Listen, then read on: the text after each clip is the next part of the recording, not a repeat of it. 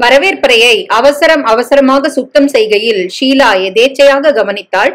அறையின் நடு மையத்தில் இருந்த அந்த 9x6 கார்பெட் ஓரத்தில் லேசாக கிழிந்திருந்தது. அவளுக்கு தூக்கி வாரி போட்டது. பாரசீக கார்பெட் அண்ணா காபூலிலிருந்து வாங்கி கொண்டு வந்தது. அவனுடைய ஞாபகார்த்தமாக அவளிடம் தங்கியிருந்த ஒரே ஒரு வஸ்து. எப்படி கிழிந்தது? இந்த ஊரில் இதை சரி செய்ய யாரிடம் கொடுக்க முடியும்? அவள் இதே சிந்தனையுடன் அவசரமாக வேலை முடித்து ஸ்கூலுக்கு போக தன்னை தயார் செய்து கொண்டாள். ஜன்னல் வழியாக வெளியே பார்க்கையில் எதிர்த்த மலையில் வளைந்து நெளிந்த மண் பாதையில் ஒரு ஜீப் வருவது தெரிந்தது. அவள் மணியை பார்த்தாள். 8:50. அவள் அதரங்களில் லேசான ஒரு புன்னகை அரும்பிற்று. எப்படி இவன் ஒரு நாள் தவறாமல் இப்படி வந்து நிற்கிறான்? இராணுவத்தில் இருப்பதாலா? அவள் சட்டென்று தன்னை ஒரு முறை கண்ணாடியில் பார்த்து கொண்டாள். ரோஜா வண்ண ஷிஃபான் புடவை, தலையில் ஒற்றை ரோஜா. இன்றைக்கு என்ன சொல்ல போகிறான்? எதிர்பார்ப்பில் அவள் கன்னங்கள் லேசாக சிவந்தன. அவள் வீடு இருந்த மலைப்பாதையில் ஜீப் ஏறி வரும் சத்தம் கேட்டது. சில வினாடிகளில் அவன் படிகளை கடக்கும் ஓசை. அவன் அழைப்பு மணி அடிக்கும் முன் அவள் கதவை திறந்தாள். கரும்பச்சை நிறத்தில் அஸ்ஸாம் ரைபிள்ஸ் யூனிஃபார்மில் பளிச்சென்று நிற்கும் அவனை பார்க்கும் போதெல்லாம் மனதில் பொங்கி எழும் வேகமும் தாபமும் இப்பவும் எழுந்தன. அவன் தனது வரிசை பற்கள் அடர்ந்த மீசைக்கடையில் பளீரென்று சிரிப்பில் மின்ன, வழக்கம் போல் தொப்பியை லேசாக தூக்கி இராணுவ ஸ்டைலில் குட் மார்னிங் மேடம் என்றான். மார்னிங். அவன் சட்டென்று உள்ளே நுழைந்து அவளுடைய இடுப்பில் கையை கோத்து உடலை லேசாக தூக்கி ஒரு சுழற்றி அவளுடைய அதரங்களில் தனது அதரங்களை பதித்தான். ஸ்கூலுக்கு நாழியாகிவிட்டது. சோனார் பார்த்து கொண்டிருப்பான். ஓ, எத்தனை முரட்டு பிடி இவனுடையது என்கிற எண்ணங்களுக்கிடையில் அவனுடைய அணைப்பு தந்த சுகத்தில் ஒரு கிறக்கம் ஏற்பட்டது. அவனுடைய யூனிஃபார்மின் பட்டன் மார்பை குத்திற்று. பட்டன் குத்துறது எங்க? அவள் அவன் கையை விலக்கினாள். சோனார் இருக்கான் ராஜீவ். இந்த சோனார் எல்லாம் இல்லாம உன்னால மேனேஜ் பண்ண முடியாதா? அவள் சிரித்தாள். ரொம்ப அசட்டுத்தனமான கேள்வி. இதோட நீ 100 தடவை கேட்டாச்சு. பின்ன எப்ப கிட்ட வந்தாலும் சோனார் பேரை சொல்லி ஒரு சுவரை எழுப்புறியே. இல்லன்னா என்னால இப்ப ஸ்கூலுக்கு டயத்துக்கு போக முடியாது. அவன் மறுபடி குனிந்தான். அவள் சட்டென்று தன்னை விடுவித்துக் கொண்டு உள்ளே சென்று தன் கைப்பையை எடுத்து வந்தாள். சோனார், தர்வாசா பந்த் கரோ. சோனாரின் குரல் உள்ளே இருந்து கேட்டது. அச்சா மேம் சாப். உள்ளே இருந்து வந்தவன் இடுங்கிய கண்கள் இன்னும் இடுங்க புன்னகைத்து ராஜீவை பார்த்து நமஸ்தே சாப் என்றான். நமஸ்தே சோனார். ராத்திரி எனக்கு நல்ல சாப்பாடு கொடுப்பியா? ஜரூர் சாப். சாம்பார், சாவல். அச்சா சாப். அவள் அவனுடன் ஜீப்பில் ஏறும்போது ஒரு பொய் கோபத்தோடு கேட்டாள். உன்னை யார் இங்க சாப்பாட்டுக்கு அழைச்சது? அழைக்க மறந்து போறவங்களுக்கு எப்படி ஞாபகப்படுத்துறது? நான் வேணும் தான் அழைக்கல. ஆமா, உனக்கு ஸ்கூலுக்கு போறதுக்கு மாத்திரம் லிப்ட் தினம் வேணும். அதுக்கு எனக்கு கூலி வேண்டாமா? அவள் சட்டென்று மௌனமாகி போனாள்.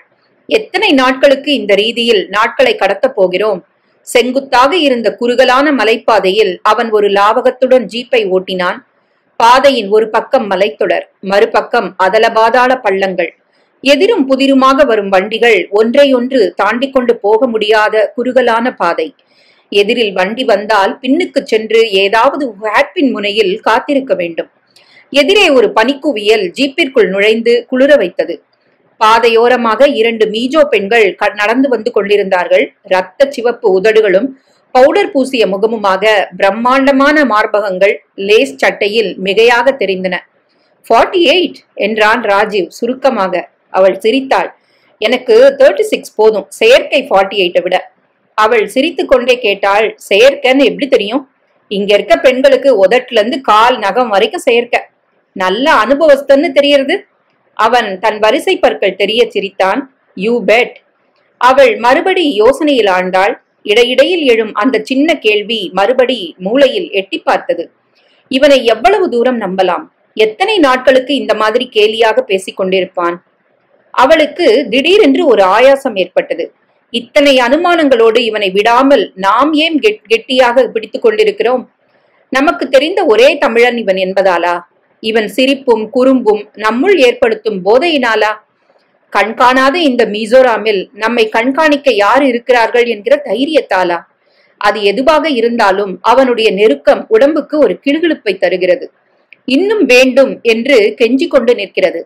இந்த உடம்புக்கும் மனசுக்கும் வெட்கமில்லாமல் தான் போய்விட்டது. அவனுடைய இடது கை அவளை சரேல் என்று அருகில் இழுத்தது. ஏய், இதெல்லாம் இங்க நடு ரோட்ல வேண்டாம் என்று சினுங்கினாள் அவள். பள்ளத்துல ஜீப் விழுந்தா பொறுக்கி எடுக்க ஒரு எலும்பு துண்டு கிடைக்காது. அவள் பேச்சையெல்லாம் லட்சியம் செய்யாமல் அவளை தன்னோடு ஒட்ட வைத்துக் கொண்டு விசிலடித்தபடி இன்னொரு கையால் வண்டியை ஓட்டினான். அவளுக்கு எல்லாம் வேண்டியிருந்தன. கூடவே ஒரு பயமும் ஏற்பட்டது. அவன் அடிக்கடி சொல்வது ஞாபகத்துக்கு வந்தது. பழச பத்தி நினைக்காத, எதிர்காலத்தை பத்தி கவலைப்படாத, லிவ் இன் த பிரசன்ட், இல்லைன்னா நிகழ்கால சந்தோஷத்தை எல்லாம் அனுபவிக்க முடியாது. இன்னும் எத்தனை காலத்துக்கு இந்த நிகழ்காலம் இருக்கும்? ஓ ஹெல், நான் எதுக்காக வேண்டாததை பத்தி கவலைப்படணும்? இப்போதைக்கு சந்தோஷமா இருக்கேனே, போதாதா? போதாது என்றது ஒரு குரல் ஒரு மூலையிலிருந்து. அவள் அதை அமுக்கிவிட்டு ஒரு லேசான புன்னகையுடன் அவனுடன் ஒண்டிக் கொண்டாள். தூரத்தில் அவள் வேலை பார்க்கும் பள்ளிக்கூடம் கண்ணுக்கு தெரிகிறது. இன்னும் கொஞ்சம் தூரத்துல இருக்கக்கூடாது அவங்க ஸ்கூலு? அவள் சிரித்தாள். ரோடில் ஜனநடமாட்டம் இருந்ததால் அவள் விலகி உட்கார்ந்து கொண்டாள். இன்னும் 2 சுத்திட்டு வரலாமா? ஐயோ, பெல் அடிச்சிரும், இப்ப நேரம் இல்ல, சாயங்காலம் பார்க்கலாம். அவள் இறங்கி கொண்டதும் அவன் சிரித்துக் கொண்டே ஜீப்பை கிளப்பினான். ராத்திரிக்கு சாதமும் சாம்பாரும் பண்ண சொல்லு சோனார. அவள் சிரித்துக்கொண்டே மண்டையை ஆட்டியபடி ஸ்கூலுக்குள் நுழைந்தாள். கட்டின புருஷன் மாதிரி இவன் அதிகாரமும் இவனும் என்று நினைக்கையில் மறுபடி சிரிப்பு வந்தது. அவள் ஸ்கூல் காம்பவுண்டுக்குள் நுழைந்ததும் எல்லா வெளிநினைவுகளையும் ஒதுக்கிவிட்டு நடந்தாள். பிரார்த்தனைக்கான மணி ஒலித்தது. ஹெட்மிஸ்டர் சூசன் தன் ஒரு குட்டை காலை இழுத்தபடி நடந்தாள். ஷீலாவை பார்த்து கையை ஆட்டி புன்னகைத்தாள். Good morning. மார்னிங். பிரார்த்தனை கூட்டத்துக்காக குழந்தைகள் எல்லாம் திறந்த வெளியில் கூடியிருந்தார்கள். ஷீலாவை தவிர பாக்கி டீச்சர்கள் எல்லாம் மீசோ பெண்கள். லுங்கியும் சட்டையும் எடுப்பான மார்பும் இரத்த சிவப்பு உதடுகளும். இவர்களை பற்றி ராஜீவ் சொன்னது ஞாபகத்துக்கு வந்ததும் சிரிப்பு வந்தது.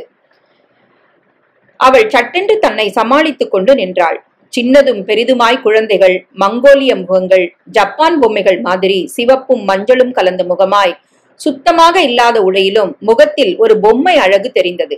இவர்களிடமிருந்து மாறுபட்ட உருவத்தோடு வித்தியாசமான முகங்களோடு சில குழந்தைகள் இவர்களுடன் ஒட்டாமல் நின்றன. வெளியிலிருந்து இங்கு வேலையாக வந்திருக்கும் ஆபீசர்களின் குழந்தைகள், மீசோக்களால் அந்நியர்கள் என்றழைக்கப்படும் இந்தியர்கள். சட்டென்று அவள் கவனம் கலைந்தது. பின்வரிசையில் ஒரு பையன் நின்றிருந்தான், சூயிங்கம் என்றபடி. அவன் பார்க்கும் பார்வையும் நிற்கும் தோரணையும் அவளுள் ஒரு லேசான கலவரத்தை ஏற்படுத்தின. புதிதாக தெரிந்தான். உயரமாக சிவப்பாக இருந்தான். 15-16 வயது இருக்கும் போல் இருந்தது. மிக லேசான மீசையின் கருமை தெரிந்தது. ஒரு அலட்சியத்துடன், ஒரு மதர்ப்புடன். அது என்ன பார்வை!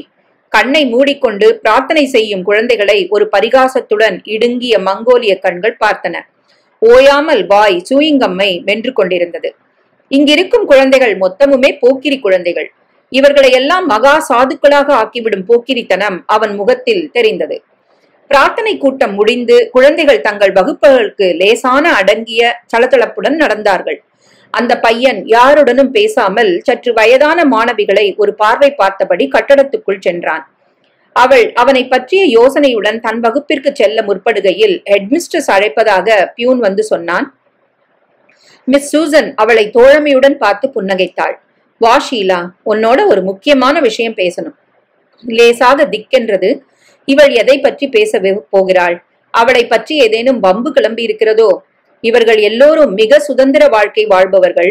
இவர்களுக்கு அவளுடைய சொந்த விஷயத்தில் என்ன அக்கறை இருக்க போகிறது? என்ன சொல்ல இருக்கிறது? உட்கார். அவள் உட்கார்ந்தாள். இன்னைக்கு புதுசா ஒரு பையனை பிரார்த்தனை கூடத்துல பாத்திருப்பியே? ஆமா, அவன் இன்னைக்குதான் சேர்ந்தான். யார் அவன்? லால் கங்காவுடைய மகன். அவள் திடுக்கிட்டு நிமிர்ந்து பார்த்தாள். இவ்வளவு நாள் எங்க இருந்தான்? ஷில்லாங்ல ஹாஸ்டல்ல இருந்து படிச்சுக்கிட்டு இருந்தான். ரொம்ப மோசமா நடந்துக்கிறான்னு வீட்டுக்கு அனுப்பிட்டாங்க. ஷீலா லேசாக சிரித்தாள். அப்படிப்பட்டவனை நீங்க சேர்த்துக்கிறீங்களா? என்ன செய்யறது ஷீலா, மினிஸ்டர்களுடைய பலத்த சிபாரிசு இருக்கு. லால் கங்காவை பகச்சுக்க முடியாது. மீசோக்களே கண்டு பயப்படும் லால் கங்கா அண்டர் கிரவுண்ட் பயங்கரவாதி. எதுக்கு சொல்ல வந்தேன்னா, நீ எடுக்கிற 8ஆம் வகுப்புலதான் அந்த பையன் கங்கா இருக்கான். நீ கொஞ்சம் ஜாக்கிரதையா இருக்கணும். நான் மீசோக்களை வெறுக்கும் குடும்பத்தை சேர்ந்தவன். அதோடு பெரிய போக்கிரி. சரி. அவள் யோசனையுடன் தன் வகுப்புக்கு சென்றாள். மாணவ மாணவிகள் எழுந்து அவளை வணங்கிய போது சுங்கா மட்டும் எழுந்திருக்காமல் மூலையில் சுவிங்கத்தை மென்றபடி உட்கார்ந்திருந்ததை அவள் கவனித்தும் கவனிக்காத மாதிரி அட்டெண்டன்ஸ் ரெஜிஸ்டரை திறந்து வைத்துக் கொண்டாள். அவள் வரிசையாக பெயர் பட்டியலை வாசித்துக் கொண்டு போகையில் விற்றென்று ஒரு காகித விமானம் அவள் கன்னத்தை உரசியபடி ரெஜிஸ்டரில் விழுந்தது. சட்டென்று ஷீலா நிமிர்ந்து பார்த்தாள். வகுப்பில் லேசாக ஒரு சிரிப்பலை எழுந்தது. சுங்கா வேறு எங்கோ பார்த்தபடி சூயிங்கத்தை மென்று கொண்டிருந்தான். ஷீலாவுக்கு முகம் சிவந்தது. யார் இதை தூக்கி எறிஞ்சது? யாருமே பதில் சொல்லவில்லை. யாரு? எல்லாரும் தலையை குனிந்து கொண்டு பொங்கி வரும் சிரிப்பை கைகளால் மூடிக்கொண்டு அடக்க பார்க்கையில் ஷீலா சுங்கா என்றாள். அவன் தூக்கி வாரி போட்டவன் போல் திரும்பி பார்த்தான். சுங்கா என்றாள் அவள் மறுபடி. அவன் ஒரு சோம்பலுடன் எழுந்தான். நீதானே இதை தூக்கி எறிஞ்சது? அவன் புருவங்களை தூக்கினான். தெரியாதே. எனக்கு தெரியும், நீதான். இதுவரைக்கும் இங்க யாரும் எரிஞ்சதில்ல. ஏன்னா உன்ன மாதிரி இவ்ளோ நல்லா குறி வைக்க யாருக்கும் தெரியாது. அவன் ஒரு லேசான ஆச்சரியத்துடன் அவளை பார்த்து வேறுபுறம் முகத்தை திருப்பிக் கொண்டான். கிளாஸில் எரிவதை விட வெளியில் உன் வித்தையை காட்டினா எல்லாரும் பார்க்கலாம். அவன் பதில் பேசாமல் நின்றான். உட்காரு. அவன் மறுபடியும் ஒரு சோம்பலுடன் தன் நீள கால்களை பெஞ்சுக்கடியில் ஒரு சத்தத்துடன் நுழைத்து உட்கார்ந்தான். அவள் அவனை பிறகு கவனிக்காமல் பாடத்தை நடத்தினாள். அவன் வகுப்பில் இருந்த பெண்களை பார்த்து கொண்டு, ஜன்னல் வழியே தெரிந்த மரங்களை பார்த்து கொண்டு, இடையே எதையோ மேஜை மேல் கிறுக்கிக் கொண்டு பொழுதை கழித்தான். வகுப்பு முடிந்தது. மற்றவர்களுடன் அவன் செல்கையில் அவள் கண் எதிரிலேயே பாக்கெட்டிலிருந்து ஒரு சிகரெட்டை எடுத்து பற்ற வைத்துக் கொண்டு அவளை தாண்டி கொண்டு சென்றான். அவள் பதில் பேசாமல் தன் கைப்பையை தூக்கி கொண்டு கிளம்பினாள். 6-7 வயதிலிருந்தே மீசோ சிறுவர்கள் சிகரெட் பிடிப்பதை அவள் பார்த்திருக்கிறாள். சுபாவத்தில் போக்கிரியாக இருக்கும் இவன் இப்படி அநாகரிகமாக நடந்து கொள்வதை பெரிது பண்ணினால் ஏதும் லாபம் இல்லை என்கிற தீர்மானத்தோடு அவள் வாசலை நோக்கி நடந்தாள். காம்பவுண்டுக்கு வெளியில் தினம் போல் ராஜீவ் உட்கார்ந்திருந்தான். ஜீப்பில் அவளுக்கு சட்டென்று உடம்பில் புதிய ரத்தம் ஊறுகிற மாதிரி ஒரு உற்சாகம் ஏற்பட்டது. அவள் விடுவிடுவென்று நடந்து மேடான இடத்தில் நின்றிருந்த ஜீப்பில் சென்று உட்கார்ந்து கொண்டாள். வீட்டுக்கு தானே? கொஞ்சம் ராஜ்பவன் வழியா சுத்தின் போலாமே, ஜிலு ஜிலுன்னு இருக்கு. ஓகே. ஜீப் உடனடியாக கிளம்ப முடியாமல் ரோடில் பள்ளியிலிருந்து வெளியில் வந்த குழந்தைகளின் கும்பல் நெரித்தது. ஜீப்பை இனிமே வேற எங்கேயாவது நிறுத்தணும் என்று அவன் முணுமுணுத்துக் கொண்டான். Excuse me miss. அவள் சட்டென்று திரும்பினாள். சுங்கா, எனக்கு கொஞ்சம் லிப்ட் கொடுக்குறீங்களா மார்க்கெட் பிளேஸுக்கு? அவள் குழப்பத்துடன் ராஜீவை பார்த்தாள். இன்னைக்கு மட்டும்தான் என்ற ராஜீவின் முகத்தில் ஒரு கடுகடுப்பு தெரிந்தது. நாளையிலிருந்து உங்களுக்கு நான் லிப்ட் கொடுப்பேன் மிஸ். என் ஸ்கூட்டர் வந்துடும். சுங்காவின் கண்களில் ஒரு கேலி தெரிந்தது. ஏதோ கோபத்துடன் சொல்ல வாயை திறந்த ராஜீவின் தொடையில் அவசரமாக அவள் கையை வைத்து சமிக்ஞை செய்தாள். Okay, happen. தேங்க்யூ என்றபடி சுங்கா அவள் அருகில் உட்கார்ந்து கொண்டான். வியர்வை நெடி அடித்தது. ராஜீவ் எதுவுமே பேசாமல் மார்க்கெட்டை நோக்கி ஜீப்பை செலுத்தினான். சுங்கா ஒரு அலட்சியத்துடன் ஒரு மீசோ பாட்டை லேசான குரலில் பாடிக்கொண்டு வந்தான். குரலும் பாடும் நேர்த்தியும் மிக நன்றாக இருந்தன. மீசோக்கள் உல்லாச பிரியர்கள். பாட்டிலும் நாட்டியத்திலும் மிகுந்த ரசனை உள்ளவர்கள். பொதுவாக எல்லாருமே பாடுவதை அவள் கவனித்திருக்கிறாள். இவனுடைய குரல் மிக நன்றாக இருந்தது. மார்க்கெட் பிளேஸ் வந்துவிட்டது. ராஜீவ் வண்டியை நிறுத்தினான். சுங்கா இறங்குகையில் ஷீலா தன்னையும் அறியாமல் சொன்னாள், ரொம்ப நல்லா பாடுற சுங்கா. அவன் முகத்தில் எப்பவும் தெரியும் போக்கிரித்தனம் விலகி ஒரு சின்ன வெட்கம் தெரிந்தது. கொலாமே மிஸ், இதை விட நல்லா கிட்டார் வாசிப்பேன். I would love to hear. நாளைக்கு. அவன் திரும்பி பார்க்காமல் விசிலடித்துக் கொண்டு ஜனக்கும்பலோடு கலந்து போனான். ஜீப் ஒரு உருமலோடு கிளம்பிற்று. யார் இந்த திமிர் பிடிச்ச கழுத? புது அட்மிஷன், லால் கங்காவோட பிள்ளை. யாரோட பிள்ளை? Lal Ganga, underground terror. Rajiv அடிக்குடரில் விசிலடித்தான். இவனோட அப்பாவோட பெரிய டெரரா இருப்பான் போல இருக்கு. என் கிளாஸ்ல தான் இருக்கான். ஹெட்மிஸ்டர்ஸ் நான் ஜாக்கிரதையா இருக்கணும்னு வார்னிங் கொடுத்துருக்கா. அதுக்குத்தான் அவனை தலை மேல தூக்கி வச்சுக்கிறியாக்கும். அவள் சிரித்தாள். அவன் நல்லா பாடினது வாஸ்தவம் தானே ராஜீவ்? ராஜீவ் பதில் சொல்லாமல் யோசனையுடன் வண்டியை ஓட்டினான். இவனுக்கெல்லாம் நீ இடம் கொடுக்க கூடாது. கொஞ்சம் ஒதுங்கி இருக்கிறதே நல்லது. இல்லைன்னா you will get in to trouble. நான் அப்படித்தான் இருக்கணும்னு யோசனை பண்ணிட்டு இருக்கேன். ஆனா என்னால செயற்கையா இருக்க முடியாது. ராஜ்பவன் பக்கமாக வண்டி சென்று கொண்டிருந்தது. மத்தியான வெயிலே உரைக்காமல் குளுகுளு என்று இருந்தது. அங்கொன்றும் இங்கொன்றுமாக இருக்கும் வீடுகளின் தோட்டங்களில் கிளாடியோக்கள் சிரித்தன. எதிர்ப்பக்கம் இருந்த மலைத்தொடரை பனிமேகங்கள் அறவே மறைத்திருந்தன. ஒரு வெள்ளைப்படுதாவை போர்த்தினா மாதிரி. எத்தனை அழகான இடம் இது! ராஜீவ் ஒரு முனையில் திரும்பியபடி மெல்லிய குரலில் சொன்னான். நீ இயற்கையா இயல்பா நடந்துப்ப. ஆனா நீ அந்நியமானவங்கிற எண்ணத்தை அவன் மறக்க மாட்டான். அது அவன் ரத்தத்திலே ஊறி போன விஷயம். இவன் சொல்வது வாஸ்தவம் என்கிற உணர்வில் அவள் பேசாமல் இருந்தாள். இவர்கள் எல்லாம் ஏன் எப்பவும் ஒரு சம்சயத்துடன் ஒரு எச்சரிக்கையுடன் வெளியிலிருந்து வருபவர்களிடம் நடந்து கொள்கிறார்கள்? மனிதனை கண்டு விலங்குகள் பயப்படுகிற மாதிரி என்று ஒரு சோகம் ஏற்பட்டது. இதற்கெல்லாம் பலமான காரணங்கள் இருக்க வேண்டும் என்று அவள் நினைத்து கொண்டாள். பல தலைமுறைகளாக சுமந்து வந்த ஏமாற்றங்கள், சிதைந்து போன கனவுகள், பிசுபிசுத்து போன எதிர்பார்ப்புகள். அதன் பிரதிபலிப்புதான் சுங்காவின் அலட்சியத்தில் தெரிகிறது, கண்களின் பரிகாசத்தில் தெரிகிறது. ராஜீவின் கை சட்டென்று அவள் இடுப்பில் வளைந்து அவன் அருகில் இழுத்து கொண்டது. தன் சுயநினைவு வந்தவளாய் அவள் அவன் அருகில் ஒண்டிக் கொண்டாள். அவனை பத்தியே நினைச்சிட்டு இருக்காத. நினைக்கலையே, தட்ஸ் பெட்டர். ராஜீவ், ஜீப் ஓட்டுறச்ச இந்த மாதிரி எல்லாம் விஷமம் பண்ணியானா நம்ம 2 பேரோட கடைசி நேரம் மிசோராம்ல தான். இந்த மாதிரி ஆனந்தமான ஒரு நிலையில உயிர் போறது ரொம்ப விசேஷம் ஷீலா. நோ தேங்க்யூ, எனக்கு ரொம்ப சின்ன வயசு. அவன் சிரித்து கொண்டே அவள் இடையை இன்னும் அதிகமாக நெருக்கினான். இனிமே நான் உன்னோட ஜீப்ல வரவே மாட்டேன். வராத. லிப்ட் கேட்டு எத்தனையோ மீஜோ பெண்கள் காத்துட்டு இருக்காங்க. சி, நீ வெட்கம் கெட்டவன். அவன் மறுபடி சிரித்தான். வீடு வந்து விட்டது. ரொம்ப செங்குத்தான ஒரு இடத்தில் இருந்தது. அவன் ஒரு லாவகத்தோடு ஜீப்பை மேலே ஏற்றினான். ஜீப் சத்தம் கேட்டு சோனார் கதவை திறந்து கொண்டு வெளியே வந்தான். ராஜீவை பார்த்து ஒரு அப்பாவித்தனமான புன்னகையோடு நமஸ்தே சாப் என்றான். இவன் நிஜமாகவே அப்பாவியா, இல்லை இது ஒரு புரிந்து கொண்ட அப்பாவித்தனமா என்று ஷீலாவுக்கு சில சமயம் சந்தேகம் வரும். சோனார் நேபாளத்தை சேர்ந்தவன். 3 தலைமுறைகளாக மிசோராமில் இருக்கும் குடும்பத்தை சேர்ந்தவன். மீசோ பாஷையை சரளமாக பேசினாலும் மீசோக்களின் வழக்கங்கள் தனக்கு கிடையாது என்று பெருமைப்பட்டுக் கொள்பவன். மீசோ பெண்களுடன் அவன் சல்லாபிப்பதை அவள் கவனித்திருக்கிறாள். மீசோ பெண்கள் மாத்திரம் உனக்கு வேணுமா சோனார் என்று அவள் பரிகாசமாக கேட்பாள். அவன் கூச்சத்துடன் சிரிப்பான். மனசுக்கும் உடம்புக்கும் நிறைய வித்தியாசம் இருக்கு மேம் சாப். மனசு வேற, உடம்பு வேற. இந்த ராஜீவின் அணைப்புக்குள் ஒடுங்கிக் கொள்ளும் போதெல்லாம் சோனார் சொல்லும் வார்த்தை எத்தனை சாத்தியமானது என்று தோன்றும். அவள் ஒரு சோம்பலான அலுப்புடன் உள்ளே சென்று உட்கார்ந்தாள். சூடா டீ கொண்டு வா சோனார், அதோட கொஞ்சம் பக்கோடாவும் என்றான் ராஜீவ். அவள் சிரித்தாள். என்ன, நான் விருந்தாளி வந்திருக்கிற நினைப்பே உனக்கு கிடையாதா?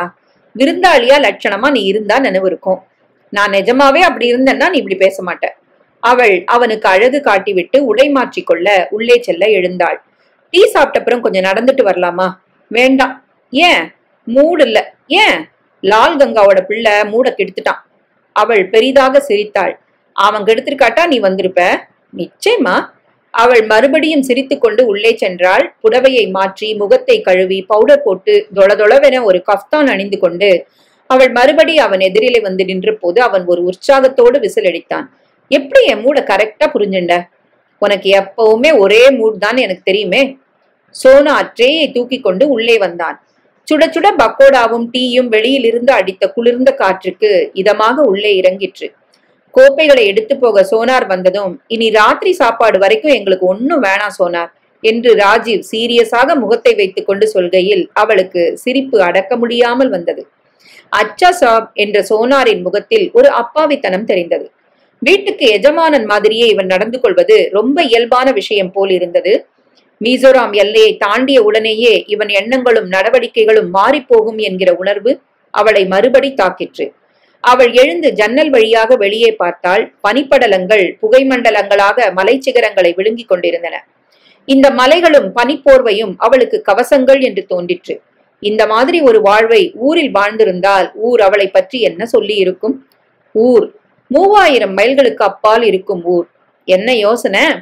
அவனுடைய கைகள் பின்னால் இருந்து மார்பை வளைத்தன. பின்னங்கழுத்தில் அதரங்கள் பதிந்தன. அவளுக்கு சட்டென்று ஊரும் உலகமும் பெயரும் கௌரவமும் மறந்து போயின. காலையில் வெகுநேரம் விழிப்பு ஏற்பட்டது ஷீலாவுக்கு. வெயில் கிரணங்கள் பளீரென்று படுக்கை அறைக்குள் நுழைந்திருந்தன. கண்ணை விழிக்கும் நேரத்தில் ஒரு வினாடி காஞ்சிபுரத்தில் இருக்கிற மாதிரி பிரமை ஏற்பட்டது. காஞ்சிபுரமா? ஓ, காஞ்சிபுரத்தை விட்டு எத்தனை காலம் ஆகிவிட்டது. பாவாடை சட்டை போட ஆரம்பித்த நாட்களில் கிளம்பி வந்தது. காஞ்சிபுரமும் அதன் நினைவுகளும் முந்தைய ஜென்மத்தை சேர்ந்து விட்டார் போல் ஆகிவிட்டன. ஆனால் இன்னும் அதன் நினைவுகள், ஞாபகங்கள் மனத்தின் அடித்தளத்தில் பசுமையாக இருந்தன. அவளது உடலோடு ஒரு பாகம் மாதிரி. காஞ்சிபுரமாக இருந்தால் இந்த நேரத்தில் பட்சிகளின் ஆரவாரம் கேட்டிருக்கும். இங்கிருக்கும் ஆகாசத்தில் ஒரு பட்சி பறந்து அவள் பார்த்ததில்லை. பறவைகளே இல்லாத ஊர் அவளுக்கு முதலில் மிக வியப்பை தந்தது. கண்ணில் பட்ட பட்சியை மீசோக்கள் கொன்று தின்றுவிடும் பழக்கமுடைய உள்ளவர்கள் ஆதலால் இங்கு பறவைகளே கிடையாது என்று அவள் தெரிந்து கொண்டிருந்தாள். தெருவில் ஒரு நாய், பூனை கூட இல்லை. விடியும் போதே ஆலயமணியின் ஓசையும் வாசலில் சாணம் தெளிக்கும் ஓசையும் கேட்கும் காஞ்சிபுரமாக இருந்தால், காஞ்சிபுரத்துக்கும் ஐஜலுக்கும் எத்தனை வித்தியாசம்! கற்பனை செய்து பார்க்க முடியாத வித்தியாசம். வேறு தேசத்துக்கே வந்துவிட்ட உணர்வுதான் ஏற்படுகிறது இங்கிருக்கும் மனிதர்களையும் கலாச்சாரத்தையும் பார்க்கும்போது. அவள் சட்டென்று எழுந்தாள். இன்று விழிக்கும் போதே ஏற்பட்டுவிட்ட காஞ்சிபுரத்தின் நினைவு மனசை லேசாக உலுக்கிவிட்டது. தான் எந்த கலாச்சாரத்தை சேர்ந்தவள் என்று புரியாமல் ஒரு திகைப்பு ஏற்பட்டது. காஞ்சிபுரத்தில் பிறந்து 10 வயது வரை வளர்ந்ததற்கான அடையாளமாய் இப்பொழுது என்ன செய்கிறோம்? எந்த கலாச்சாரத்தை பிரதிபலிக்கிறோம்?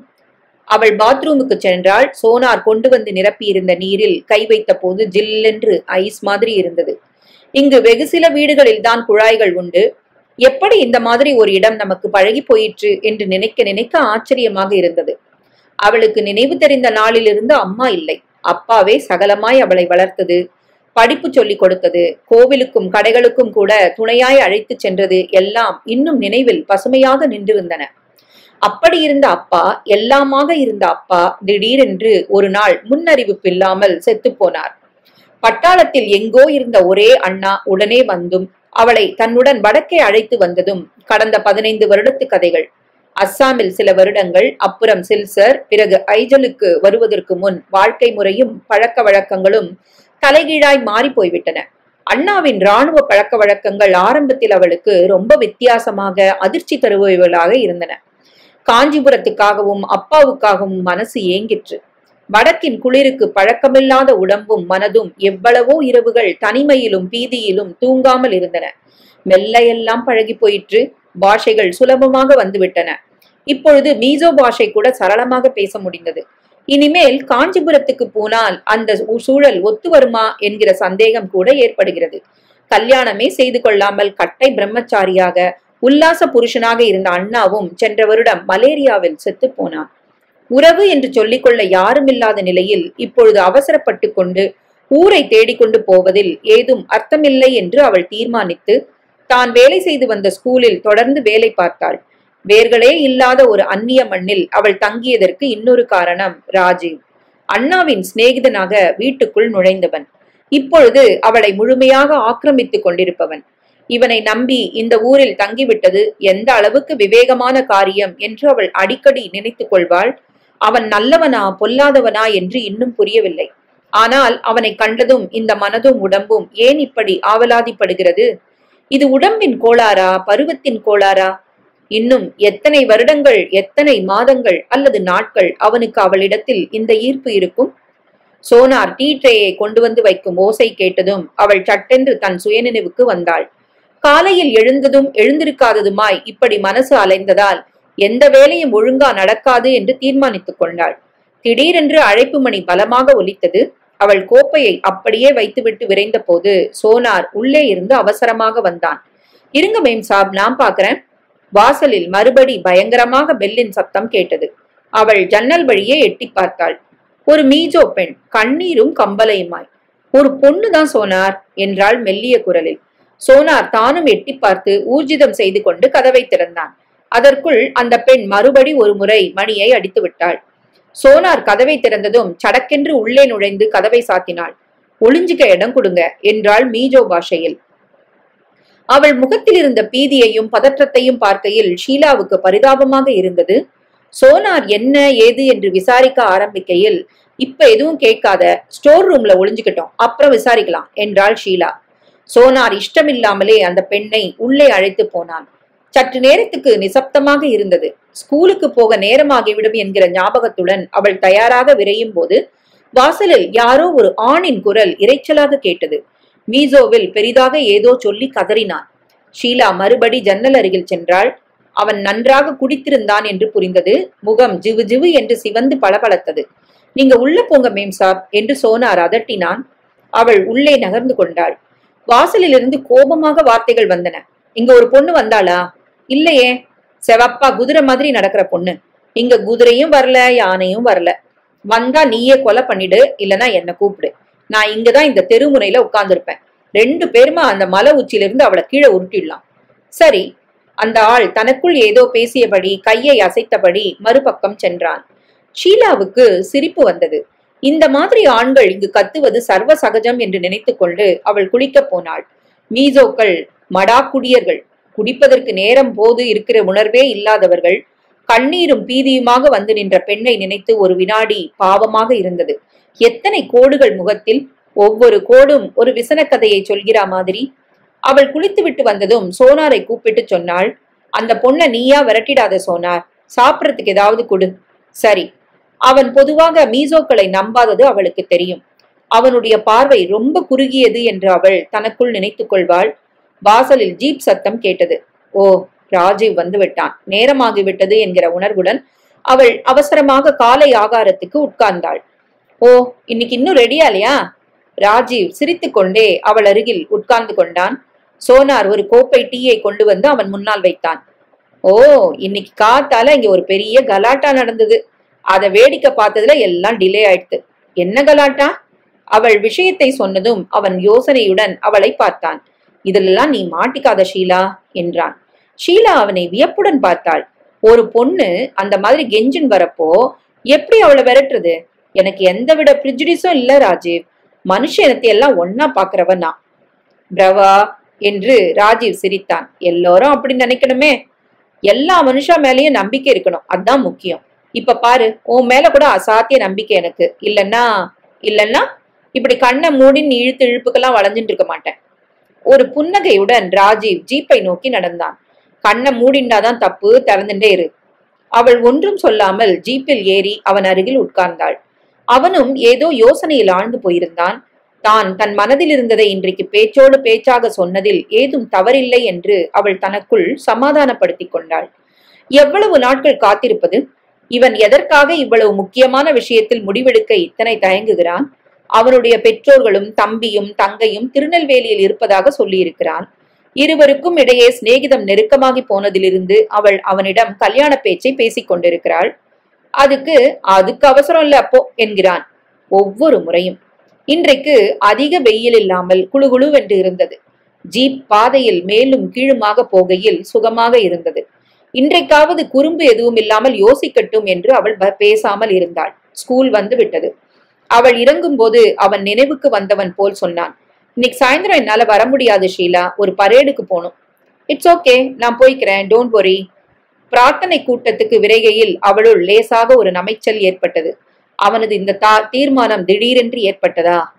குழந்தைகள் எல்லோரும் வந்து நின்று விட்டார்கள். சூசன் அவளை பார்த்து புன்னகைத்து குட் மார்னிங் என்றாள். ஷீலா பதிலுக்கு குட் மார்னிங் சொல்லிவிட்டு தன் இடத்தில் நின்று கொண்டாள். சுங்கா பின் வரிசையில் சூயிங்கம் என்றபடி அவளையே பார்த்து கொண்டு நிற்பதை அவள் உணர்ந்தாள். பிரார்த்தனை முடிந்து எல்லோரும் வகுப்புக்கு போகும்போது சுங்கா அவளை பார்த்து ஹாய் மிஸ் என்றான். ஹாய் சுங்கா என்றாள் அவள் தோழமையுடன். நான் இன்னைக்கு என் வெஸ்பாவை கொண்டு வந்திருக்கேன் என்றான் பெருமையுடன். ஓ குட், லைசன்ஸ் இருக்கா? லேர்னர் லைசன்ஸ் வச்சிருக்கேன். நான் 12 வயசுல இருந்தே இங்க இருக்கிற ஃபூல்ஸ் எல்லாரையும் விட நல்லா ஓட்டுவேன். அவன் அவ்வளவு பேசியது ஆச்சரியமாக இருந்தது. அவன் குரலில் ஒரு அலட்சியம் தெரிந்தது. அந்த வெளிப்படையான கர்வம் ஒரு ஏதோ கையாலாகத்தனத்தை மறைக்க பார்க்கிற மாதிரி இருந்தது. Very smart. ஆனா இங்க என்ன இடம் இருக்கு? உன் வெஸ்பாவை எடுத்துக்கிட்டு சுத்த. ஷில்லாங்ல நிறைய இடம் இருந்திருக்கும். ஓ, ஷில்லாங் ரொம்ப அழகான ஊரு. அவன் கண்களில் கனவில் மிதந்தன. இவன் இயற்கையை ரசிப்பவன் என்று அவள் நினைத்து கொண்டாள். ஆனா மிஸ், இங்கேயும் ரொம்ப அழகான இடங்கள் இருக்கு, உங்களுக்கு காமிக்கட்டுமா? அவள் ஒரு வினாடி அவனை வினோதமாக பார்த்தாள். அவனுடைய உயரத்துக்கும் வளர்ந்த மனிதனைப் போல் பாவனை செய்து கொள்ளும் தோற்றத்துக்கும் பின்னால் ஒரு குழந்தை மனசு தெரிந்தது. ஓகே என்றாள் அவள் சின்ன சிரிப்புடன். ஒரு லீவ் நாளன்னைக்கு போலாம். Thank you miss. ஒரு லேசான ஆச்சரியத்துடன் அவள் வகுப்புக்கு நடந்தாள். இவன் ஒரு அப்பட்டமான போக்கிரி இல்லை என்று நிச்சயமாக தோன்றிற்று. இவனுள் ஏதோ சில நல்ல அம்சங்கள் இருக்க வேண்டும். இவன் இன்னும் குழந்தை. இவனுடைய பொல்லாதத்தனம் அவன் வயசுக்கு உண்டான பொல்லாத்தனம். சரியான பாதைக்கு இழுத்தால் வராமல் போயிடுவானா? அன்றைக்கு அவளுக்கு முதல் பீரியட் 7ஆம் வகுப்புக்கு போக வேண்டியிருந்தது. 8ஆம் வகுப்புக்கு கணக்கு இருந்தது. லீனா ஒரு மீசோ பெண் எடுக்கும் வகுப்பு. அவள் பாடம் நடத்த ஆரம்பித்தாள். திடீரென்று ஏதோ இரைச்சல் கேட்டது. மீசோவிலும் இங்கிலீஷிலும் கத்தியபடி லீனா வெளியில் வந்து ஹெட்மிஸ்ட்ரஸ் ரூமுக்கு போவது தெரிந்தது. சுங்கா ஏதோ விஷமம் செய்திருக்க வேண்டும் என்று ஷீலா நினைத்து கொண்டாள். நினைக்கையில் உதட்டில் புன்னகை அரும்போதை கண்டு அவளுக்கு ஆச்சரியமாக இருந்தது. சற்று நேரத்தில் அவளை ஹெட்மிஸ்ட்ரஸ் கூப்பிடுவதாக பியூன் வந்து சொன்னான். அவள் அவசரமாக விரைந்தாள். ஹெட்மிஸ்ட்ரஸ் அறையில் உட்கார்ந்திருந்த லீனாவுக்கு முகம் சிவந்திருந்தது. அழுதிருப்பாளோ என்று தோன்றிற்று. சூசன் ஷீலாவை ஒரு யோசனையுடன் பார்த்தாள். Yes madam. நேத்திக்கு அந்த நியூ அட்மிஷன் சுங்கா உனக்கு ஏதானும் ட்ரபிள் கொடுத்தானா? ட்ரபிள்னு சொல்லும்படியா இல்ல, கொஞ்சம் விஷமம் பண்ண பார்த்தா. அந்த வயசு பிள்ளைகளுக்கு அது சகஜமானதுதான். என்ன பேப்பர் பிளேன் பண்ணி என் மேல போட்டான். பாத்தீங்களா, நான் என்ன சொன்னேன்? என் கண்ணுல வந்து பட்டுது அது. நீங்க நேத்து ஏன் இத பத்தி சொல்லல ஷீலா என்றாள் சூசன். இத அவன் வந்த முதல் நாளே பெருசு பண்ண வேணான்னு பார்த்தேன். நான் அவன் செய்கைய லட்சியம் பண்ணாதனால அவன் பேசாம இருந்துட்டான்னு நினைக்கிறேன். தேங்க்யூ ஷீலா. லீனா ஒரு குரோதத்துடன் உட்கார்ந்திருந்தாள். ஷீலா எழுந்து வெளியில் வந்தாள். சூசனை நினைக்கையில் ஆச்சரியமாக இருந்தது. மற்ற மீசோக்களில் இருந்து அவள் ரொம்பவும் வித்தியாசமானவள். அவளை வேறு மனுஷியாக பாவிக்காமல் தோழமையுடன் மரியாதையுடன் நடத்துபவள். மணி அடித்தது. அவளுக்கு 8வது வகுப்பில் பாடம் இருந்தது. அவள் 8ஆம் வகுப்புக்கு நடந்தாள். வகுப்பிலிருந்து டீச்சர் வெளியேறிவிட்டதால் காச் மூச் என்று கத்தலாக இருந்தது. அவள் நுழைவதை பார்த்து குரல்கள் சற்று அடங்கின. எல்லோரும் வெகு சிரமப்பட்டு கொண்டு அமர்ந்திருந்த மாதிரி இருந்தது. சுங்கா நேற்று மாதிரி ஜன்னல் வழியே வெளியே பார்த்து கொண்டிருந்தான், சூயிங்கம் என்றபடி. இவன் எவ்வளவு பெரிய போக்கிரி என்று நினைக்கையில் மறுபடி உள்ளுக்குள் சிரிப்பு வந்தது.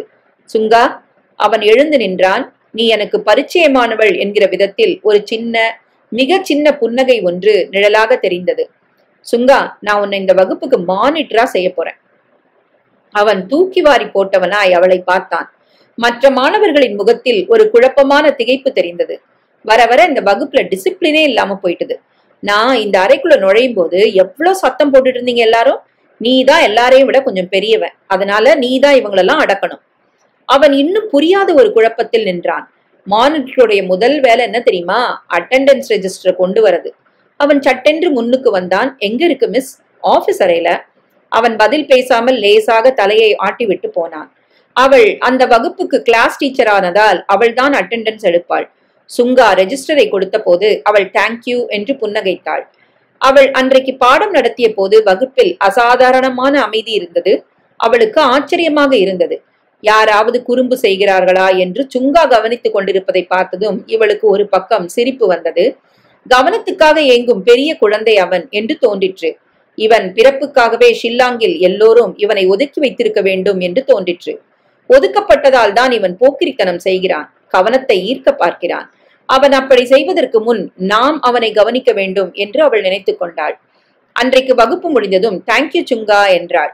நீ இன்னைக்கு பொறுப்பு எடுத்துக்கிட்டதுனால எல்லாரும் அமைதியா இருந்தாங்க. அவன் கூச்சத்துடன் சிரித்தான். அவள் வீட்டிற்கு கிளம்பினாள். ஆபீஸ் ரூமுக்கு அருகில் லீனா தென்பட்டாள். ஷீலாவை கண்டதும் முகத்தை திருப்பி கொண்டு போனாள். ஓ, இவள் சுங்காவை விட சின்னவள் என்று ஷீலா தனக்குள் சிரித்து கொண்டாள். கேட்டருகில் வந்ததும் தான் இன்றைக்கு ராஜு வர முடியாது என்று சொன்னது நினைவுக்கு வந்தது. வீட்டுக்கு போகும் மலைப்பாதைக்கு பஸ் கிடையாது, நடந்துதான் போக வேண்டும். நல்ல வேளையாக வெயில் உரைக்கவில்லை. ரொம்ப தொலைவு நடக்க வேண்டி இருந்தாலும் நிதானமாக நடந்து போகலாம். அந்த குறுகிய பாதையில் ஜீப்புக்கும் லாரிகளுக்கும் இடம் விட்டு கொண்டு நடப்பதே சிரமமாக இருந்தது. ஒரு பக்கம் வானுயர்ந்து நிற்கும் மலை, மறுபுறம் அதல பாதாளம். இந்த மாதிரி ஒரு ஊரில் சுங்கா எப்படி மோட்டார் சைக்கிளை பயமில்லாமல் ஓட்டுவான் என்று அவளுக்கு கவலையாக இருந்தது. அவள் சட்டென்று ஒதுங்கி நின்றாள். பக்கத்தில் அவளை இடிக்கிற மாதிரி ஒரு மோட்டார் சைக்கிள் வந்து நின்றது. சுங்கா அவளை பார்த்து பெரிதாக புன்னகைத்தான். ஹலோ மிஸ், உங்க பாய் ஃப்ரெண்ட் இன்னைக்கு வரலையா? இல்ல. நான் உங்களை கொண்டு விடட்டுமா? வேண்டாம். ஏன்? பயப்படாதீங்க, நான் நல்லா ஓட்டுவேன். அவள் சிரித்தாள். பதில் சொல்லாமல் இந்த ஊர்ல ஆண் பெண் ஏதும் விகல்பமில்லாமல் வயசு வித்தியாசம் இல்லாமல் பழகுவதை அவள் கவனித்திருக்கிறாள். அந்தஸ்தில் கூட இவர்கள் வித்தியாசம் பாராட்டாதவர்கள். மிக பணக்காரர்களும் கூலியாட்கள் மத்தியில் அவர்களுக்கு சமதையாக உட்கார்ந்து சாப்பிடுவதை அவள் பார்த்திருக்கிறாள். என்ன யோசனை? என் மேல நம்பிக்கை இல்லையா உங்களுக்கு? இங்க இருக்கிற மீஜோக்கள் அவளை பற்றி தவறாக நினைக்காவிட்டாலும் வெளியிலிருந்து வந்திருக்கும் இந்தியர்கள் தப்பாக நினைக்கலாம் என்கிற யோசனை தோன்றினாலும் சுங்காவின் முகத்தில் தெரிந்த ஆர்வமும் குழந்தைத்தனமும் அவள் தயக்கத்தை சட்டென்று போக்கின. சரி வர என்றபடி அவன் பின்னால் அமர்ந்து கொண்டாள். எங்க இருக்கு மிஸ் உங்க வீடு? சிவாஜி டில்லா. அவன் வண்டியை கிளப்பினான். அவன் அனாயாசமாக வண்டியை ஓட்டினான். பாதி வழி சென்றதும் சிவாஜில்லாவுக்கு இருக்கிற பக்கத்துல ஒரு அழகான இடம் இருக்கு, அபூர்வமான ஆர்கிட்ஸ் பார்த்திருக்கேன், இன்னைக்கு உங்களுக்கு காமிக்கட்டுமா என்றான். அவள் ஒரு வினாடி யோசித்தாள். இன்னைக்கு ராஜீவ் வரமாட்டான். Okay, thank you miss. சுங்கா உற்சாகமாக விசில் அடித்துக் கொண்டு ஓட்டினான். சிவாஜி டில்லாவுக்கு அருகில் இருந்த மலைச்சரிவில் வேறு ஒரு பாதையில் வண்டி திரும்பிற்று. தன்னென்று அடர்ந்த மரங்கள் நிறைந்த இடமாக இருந்தது. அவள் இந்த இடத்துக்கு இதுவரை வந்ததே இல்லை. ஒரு சின்ன சுனை தெரிந்தது. சுங்கா வண்டியின் வேகத்தை குறைத்து நிறுத்தினான். அப்பொழுதுதான் அவள் அங்கங்கே இருந்த ஆர்கிட் பூக்களை கவனித்தாள். வெள்ளையாய், மஞ்சளாய், ஊதாவாய், இதுவரை அவள் பார்க்காத வடிவங்களில். ஓ, எத்தனை அழகு! வண்டியை நிறுத்திவிட்டு சுங்கா அவளிடம் ஒன்றும் பேசாமல் சில வினாடிகள் அந்த அற்புதமான அழகில் லயித்து போன மாதிரி நின்றான். அவனுடைய வெளிப்படையான பரவசத்தை பார்த்து அவளுக்கு ஆச்சரியம் ஏற்பட்டது. அவனுடைய நிஷ்டையை கலைக்க கூடாது என்று தோன்றிற்று. அவன் சட்டென்று அவளை திரும்பி பார்த்தான். ரொம்ப அழகான இடம் இல்ல மிஸ்? இங்க வந்தா என்ன காரணமோ தெரியல, எனக்கு எங்க அம்மாவோட ஞாபகம் வருது. அவள் திகைப்புடன் அவனை பார்த்தாள். அவன் குரலில் இருந்த சோகம் அவளை தாக்கிற்று. சட்டென்று அவன் அவளை பார்த்து சிரித்தான். Isn't it that funny, miss? No என்றாள் அவள் அவனை ஆழமாக பார்த்தபடி. உங்க அம்மா எங்க இப்போ? அவன் கையை ஒரு சோகத்தோடு விரித்தான். இல்ல, அவ செத்து போய் 2 வருஷம் ஆகுது. ஓ, ஐ எம் சாரி. அவன் ஒன்றும் பேசாமல் அந்த ஆர்கிட்ஸ் அருகில் போய் நின்றான். அம்மா அதிகமா பேச மாட்டா, பெருசா சிரிக்க கூட மாட்டா. ஆனா மனசுல ரொம்ப பிரியம் இருக்குங்கிறது அவளுடைய பார்வையிலிருந்தே தெரியும். அவன் சற்று நேரம் இந்த மரங்களையும் ஆகாசத்தையும் சுனையையும் பார்த்தபடி நின்றான். நிசப்தமான இந்த இடத்துக்கு வரும்போதெல்லாம் எனக்கு என்னவோ அம்மாவோட கல்லறைக்கு வந்த மாதிரி தோணுது. சின்ன வயசுலயே உங்க அம்மா எப்படி செத்து போனா? அவனுக்கு சட்டென்று முகம் சிவந்து போயிற்று. கண்களில் ஒரு கடுமை தெரிந்தது. எங்க அப்பா தான் காரணம் அவளோட சாவுக்கு. அவளுக்கு தூக்கி வாரி போட்டது. அம்மாவுக்கு டாக்டர்களுக்கு புரியாத ஏதோ ஒரு காய்ச்சல் வந்தது. இங்க நல்ல வைத்திய வசதி இல்ல. சில்ச்சருக்கு அழைச்சிட்டு போலான்னு அப்பாட்ட ரொம்ப கெஞ்சினேன். ரோடு நல்லா இல்ல, மழைக்காலம், லேண்ட்ஸ்லைட் வழியெல்லாம் அழைச்சிட்டு போக முடியாதுன்னு சொல்லிட்டாரு. ஹெலிகாப்டர்ல கூட்டு போயிருக்கலாம். எல்லா மினிஸ்டர்களும் அப்பாவுக்கு சிநேகிதர்கள். அப்பா நான் சொன்னதை கேட்கல. அவன் குரலில் இருந்த வெறுப்பு அவளுக்கு அதிர்ச்சியை அளித்தது. உங்க அப்பா இறந்துருவார்னு உங்க அப்பா எதிர்பார்த்திருக்க மாட்டாரு என்றாள் அவள் மென்மையாக. என்றான் அவன் அலட்சியமாக. அப்பாவுக்கு நல்லா தெரியும். அவருக்கு அக்கறை இல்ல. மனுஷ உயிருக்கு மதிப்பு கிடையாது அவரை பொறுத்த வரைக்கும். அவள் திகைப்புடன் அவனை பார்த்தாள். இவன் மனதில் இருக்கும் இந்த துவேஷத்தை அகற்றுவது அசாத்தியமான காரியம் என்று தோன்றிற்று. உங்களுக்கு மீசோக்களை பற்றிய பழைய சரித்திரம் தெரியுமா மிஸ்? எங்க மூதாதையர்கள் தங்களோட எதிரிகள்னு தோன்றவங்களை எல்லாம் கொன்னு மண்டை ஓட்ட மாலையா போட்டுக்குவாங்களாம். பெருமையா அந்த குணம் எங்க அப்பாவுக்கு இன்னும் இருக்கு. மாலையை போட்டுக்கிறது இல்ல, அவ்வளவுதான். உடலில் ஒரு லேசான சிலிர்ப்பு ஏற்பட்டது அவளுக்கு. அவள் மென்மையாக சொன்னாள், உன் கணிப்பு தப்பா இருக்கலாம் சுங்கா. உன் மனசுல இவ்ளோ வெறுப்பையும் கோபத்தையும் நீ வளர்த்துக்க கூடாது. உங்களுக்கு இந்த மாதிரி ஒரு அப்பா இருந்திருந்தா நீங்களும் வித்தியாசமா இருந்திருப்பீங்க மிஸ். அவன் ஒரு வினாடி அவளை கூர்ந்து பார்த்தான். உங்களுக்கு நிச்சயம் அந்த மாதிரி ஒரு அப்பா இருந்திருக்க மாட்டாரு. உங்க அப்பா ரொம்ப நல்லவரா இருந்திருக்கணும். அதனால்தான் நீங்க இப்படி இருக்கீங்க. அவளுக்கு சட்டென்று ஒரு பிரவாகம் புறப்பட்டது மனதில். எப்படி இருக்கேன்? பிரியத்தை தவிர வேற எதுவும் இருக்க முடியாது என் மனசுலங்கிற மாதிரி. தேங்க்யூ சுங்கா. நடக்கலாம் வாங்க மிஸ். அவர்கள் நடக்கையில் அவன் மிக ஆர்வத்துடன் ஆர்க்கிடுகளை காண்பித்து கொண்டு வந்தான். இருள் சரசரவென்று விரிய ஆரம்பித்து விட்டது. நேரம் ஆயிட்டது சுங்கா என்று அவள் அவனை அவசரப்படுத்தினாள். அடிக்கடி வரலாமா மிஸ்? ஓ, தேங்க்யூ மிஸ். இவன் மறக்காமல் நன்றி கூறுவது அவளுக்கு சிரிப்பை தந்தது. அவன் வெகு உற்சாகத்தோடு வண்டியை கிளப்பினான். அவர்கள் வீடு போய் சேரும்போது வீட்டு வாசலில் ஜீப் நிற்பது தெரிந்தது. அவளுக்கு இனம் புரியாத ஒரு நமைச்சல் ஏற்பட்டது. உள்ள வாயன் சுங்கா. வேண்டாம் மிஸ், இன்னொரு நாளைக்கு வர, நேரம் ஆகிட்டது. அவன் லேசான புன்னகையுடன் சொன்னான். உங்க பாய் ஃப்ரெண்ட் வேற காத்திருக்கிறாரு. அவன் அப்படி சொல்லும் போது வயது வந்த யுவன் பேசுகிற மாதிரி அவளுக்கு ஒரு கூச்சம் ஏற்பட்டது. Good night miss. Good night. அவள் படிக்கட்டில் ஏறும்போது ராஜீவ் ஜன்னல் வழியாக அந்த மோட்டார் சைக்கிளை பார்ப்பது தெரிந்தது. இவன் எதற்கு வரமாட்டேன் என்று சொல்லிவிட்டு திடுமென்று வந்திருக்கிறான். கோபம் தணிந்து விட்டதா மாலை வந்ததும்? அந்த உணர்வு மறுபடி ஒரு நமைச்சலை ஏற்படுத்திற்று. அவள் உள்ளே நுழைந்து அவனை சகஜமாக பார்த்து சிரித்து ஹலோ என்றாள். இன்னைக்கு வர முடியாதுன்னு சொல்லியிருந்தியே, எப்ப அப்படி சொல்ல போறேன்னு காத்துட்டு இருந்தியா? அவள் திடுக்கிட்டு அவனை பார்த்தாள். இவன் என்ன சொல்கிறான்? What to you mean? சமயம் கிடைச்சதும் யாரோடைய சுத்திட்டு வரியே? அவள் தன்னை அறியாமல் சிரித்தாள். உனக்கு கூட இப்படி நடந்துக்க தெரியுமா? அவன் வேற யாரும் இல்ல, அவன் சுங்கா, என்னுடைய ஸ்டூடெண்ட். மகா போக்கிரி. அவள் மீண்டும் சிரித்தாள். சின்ன பையன், பாவம், போக்கிரி மாதிரி வேஷம் போடுறான். எத்தனை நல்ல மனசு இருக்கு தெரியுமா அவனுக்கு? அவன் சட்டென்று அவளை நிமிர்ந்து பார்த்தான். ஒரு நாளைக்குள்ள அவனுடைய மனசு தெரிஞ்சு போச்சா அவனுக்கு? ஏன் மனசு இன்னும் புரியலங்கிற? ஓ, இவனுக்கு கோபம் ஏற்பட்டிருக்கிறது என்று அவள் உணர்கையில், இந்த மாதிரி அவளிடம் கோபித்துக் கொள்ள இவனுக்கு என்ன உரிமை இருக்கிறது என்று ஒரு எரிச்சல் ஏற்பட்டது. அவள் சில வினாடிகள் பேசாமல் இருந்தாள். பிறகு மெல்ல சொன்னாள், கபடம் இல்லாம வெகுளித்தனமா பேசுறவாள சுலபமா புரிஞ்சுக்கலாம் ராஜீவ். ஓ, நான் கபடமா பேசுறேங்கிறியா? அவளுக்கு திடீரென்று ஒரு ஆயாசம் ஏற்பட்டது. எனக்கு தெரியல ராஜீவ், அது கபடத்தனமா இல்ல மேல் ஷாவனிசமான்னு புரியல. What to you mean? அவன் குரலில் வெளிப்படையாக கோபம் தெரிந்தது. அவள் தலையை குனிந்து கொண்டாள். உன் மேல எனக்கு இன்னும் சரியான நம்பிக்கை ஏற்படல ராஜீவ். அதுக்கு காரணம் நீதான். பெரிய விஷயத்தெல்லாம் நீ மேலெழுந்த வாரியா ட்ரீட் பண்ற. என் உடம்ப மாத்திரம்தான் நீ பாக்குற, மனச பாக்கல. இவ ஒரு பொம்நாட்டி தானேங்கிற அலட்சியம் தெரியுது. எதுல? உன் பேச்சுல, பார்வையில, நடத்தையில. அவன் திடீரென்று சிரித்தான். உன்னை நான் பொம்நாட்டியா நடத்தலன்னா உனக்கு எப்படி இருக்கும்னு பாக்குறேன். இந்த மாதிரி பேச்ச அவ எத்தனையோ முறை கேட்டாகி விட்டது என்கிற அலுப்புடன் அவள் ஜன்னல் அருகே போய் நின்றாள். நான் வெறும் பொம்நாட்டி இல்ல, மனசு இருக்கிற பொம்நாட்டி. ஆமா, நீ வெறும் பொம்நாட்டி இல்ல, 36, 24, 36. வழக்கம் போல் அவளுக்கு இன்று சிரிப்பு வரவில்லை, அருவருப்பு ஏற்பட்டது.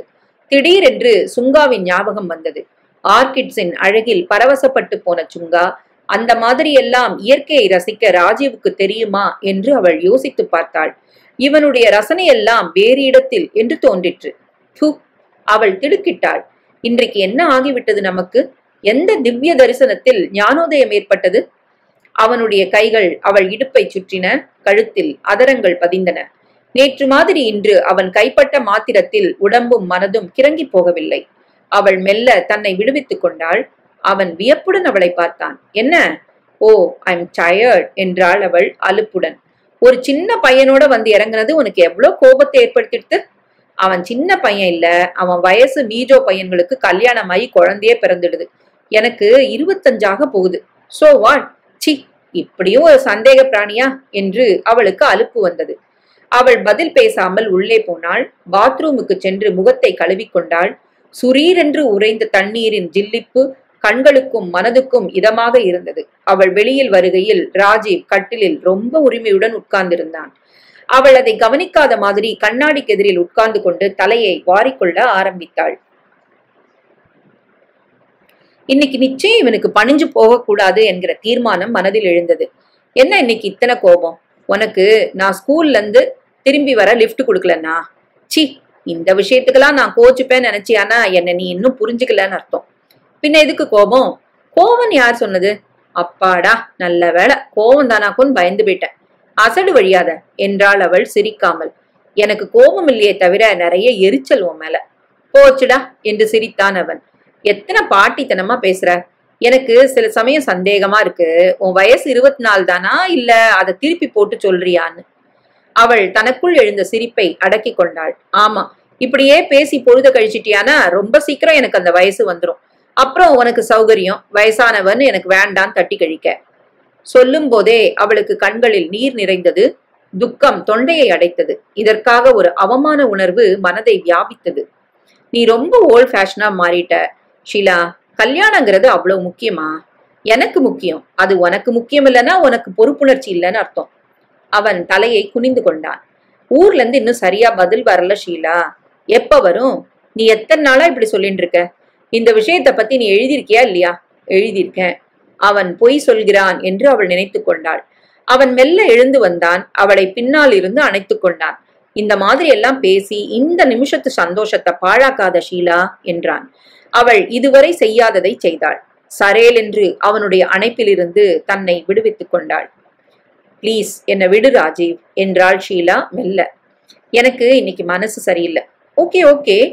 ராஜீவின் முகத்தில் ஒரு லேசான கோபமும் எரிச்சலும் தெரிந்தன. முதல் முறையாக அவனுக்கு அதிருப்தி அளித்து விட்டோம் என்ற ஒரு குற்ற உணர்வுடன் அவள் மெல்லிய குரலில் சொன்னாள். இன்னைக்கு என்னமோ காத்தால எந்திரிக்கும் போதே காஞ்சிபுரத்தோட நினைவும் வந்துச்சு. அப்பாவோட நினைவும் அண்ணாவோட நினைவும் வந்தது. அப்புறம் அந்த பொண்ணு வேற. ஓ, அந்த பொண்ணை பத்தி மறந்தே போனனே. அவள் சட்டென்று அறைக்கு வெளியே வந்தாள். சோனார், சோனார் என்று உள்நோக்கி கூப்பிட்டாள். சோனார் அவசரத்துடன் ஓடி வந்தான். என்ன மேம் சாப், டீ கொண்டு வரட்டுமா? அப்புறம் முதல்ல இத சொல்லு, காலையில வந்தாளே அந்த பொண்ணு இருக்கிறாளா? இப்ப இல்ல, மத்தியானமே போயிட்டா. அவளாவே போனாளா, நீ விரட்டினியா? அவன் சிரித்தான். அவளாத்தான் போனா, காலையில சாப்பாடு கூட கொடுத்தனே. அப்படின்னா சரி, ஏதாவது சொன்னாளா?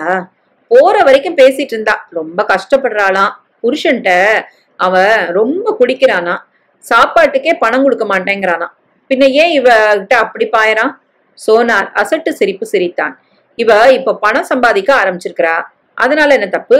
சோனார் சிரித்தான். பணம் சம்பாதிக்கிறதுல தப்பு இல்ல, எப்படி சம்பாதிக்கிறாங்கிறதுலதான் தப்பு. அவளுக்கு புரிந்தது. கூடவே லேசாக சிரிப்பு வந்தது. ஒரு புருஷன் அப்படி இருக்கும்போது பின்ன இவ வேற எப்படி இருப்பா சோனார்? அவன் தோளை குலுக்கி விஷம சிரிப்பு சிரித்தான். புருஷன் அப்படி இருக்கும்போது அவ இந்த மாதிரி இருக்கணும்னா ரொம்ப தைரியம் வேணும். நீங்க தான் அவளோட கெஞ்சலை கேட்டு ஐயோ பாவங்கிறீங்க. இப்பவும் சொல்லுவேன். அவன் அதற்கு ஒன்றும் சொல்லாமல் அவளை தயக்கத்துடன் கேட்டான். சாப் இன்னைக்கு இங்க சாப்பிடுவாரா மேம் சாப்? அவள் குழப்பத்துடன் அவனை பார்த்தாள். ஏன் சாப்பிடாம என்ன? இங்க வரும்போதெல்லாம் சாப்பிட்டு தானே போறாரு. சரி மேம் சாப். ஒன்றும் தெரியாதவன் போல் இருக்கும் இவன் எவ்வளவு தூரம் கவனிக்கிறான் என்று நினைக்கையில் அவளுக்கு ஆச்சரியமாக இருந்தது. அவள் உள்ளே சென்றாள். ராஜீவ் ஏதோ புத்தகத்தை புரட்டியபடி உட்கார்ந்திருந்தான். அவள் அவன் அருகில் போய் உட்கார்ந்து கொண்டாள். இவனுடன் சண்டையோ வாக்குவாதமோ போட்டு என்ன லாபம் என்று நினைத்து கொண்டாள். இத்தனை தூர தேசத்தில் தமிழில் அவளுடன் பேசும் ஒரே பிரகிருதி அவன். தலையை காலை வலித்தால் அவள் பாஷையில் ஆறுதல் சொல்லி கவனிப்பவன். வாழ்க்கை முழுவதும் துணை இருக்கிறேன் என்று எவ்வளவோ சமயங்களில் உண்மையாகவோ பொய்யாகவோ உறுதி கூறியிருப்பவன். இவனிடம் போய் நாம் முறைத்து கொண்டு ஆகப் போவதில்லை என்று அவள் தீர்மானித்துக் கொண்டாள். தமிழே தெரியாத இந்த சோனார் கவனிக்கிற அளவுக்கு நடந்து கொண்டது எத்தனை பைத்தியக்காரத்தனம்! வா ராஜீவ், கொஞ்ச நேரம் வராண்டால உட்காந்துக்கலாம். அவன் அவள் குரலில் இருந்த தோழமையை நம்பாதவன் மாதிரி சட்டென்று நிமிர்ந்து பார்த்தான். பிறகு லேசான சிரிப்புடன் ஓகே என்றான். வாசலில் ஜில்லென்று காற்றடித்தது. அவள் சால்வையை இழுத்து போர்த்தி கொண்டு உட்கார்ந்தாள். எதிரில் தெரிந்த மலைத்தொடரும் பனிமண்டலங்களும் கண்கொள்ளா காட்சியாக இருந்தன. இந்த மிசோரம் ரொம்ப அழகு ராஜீவ். ராஜீவ் சூழ் கொட்டினான். என்ன அழகோ, நீதான் மெச்சிக்கணும். ஒரு இடத்துக்கு போக முடியல, வர முடியல. ஒரு சினிமா கிடையாது, பாட்டு டிராமான்னு கிடையாது. திருப்பி திரும்பி ஆர்பி பார்ட்டிகள். பார்த்த மனுஷங்களையே பார்த்துண்டு உள்ளூர்காரங்க யார்கிட்டையும் நெருங்க முடியாது.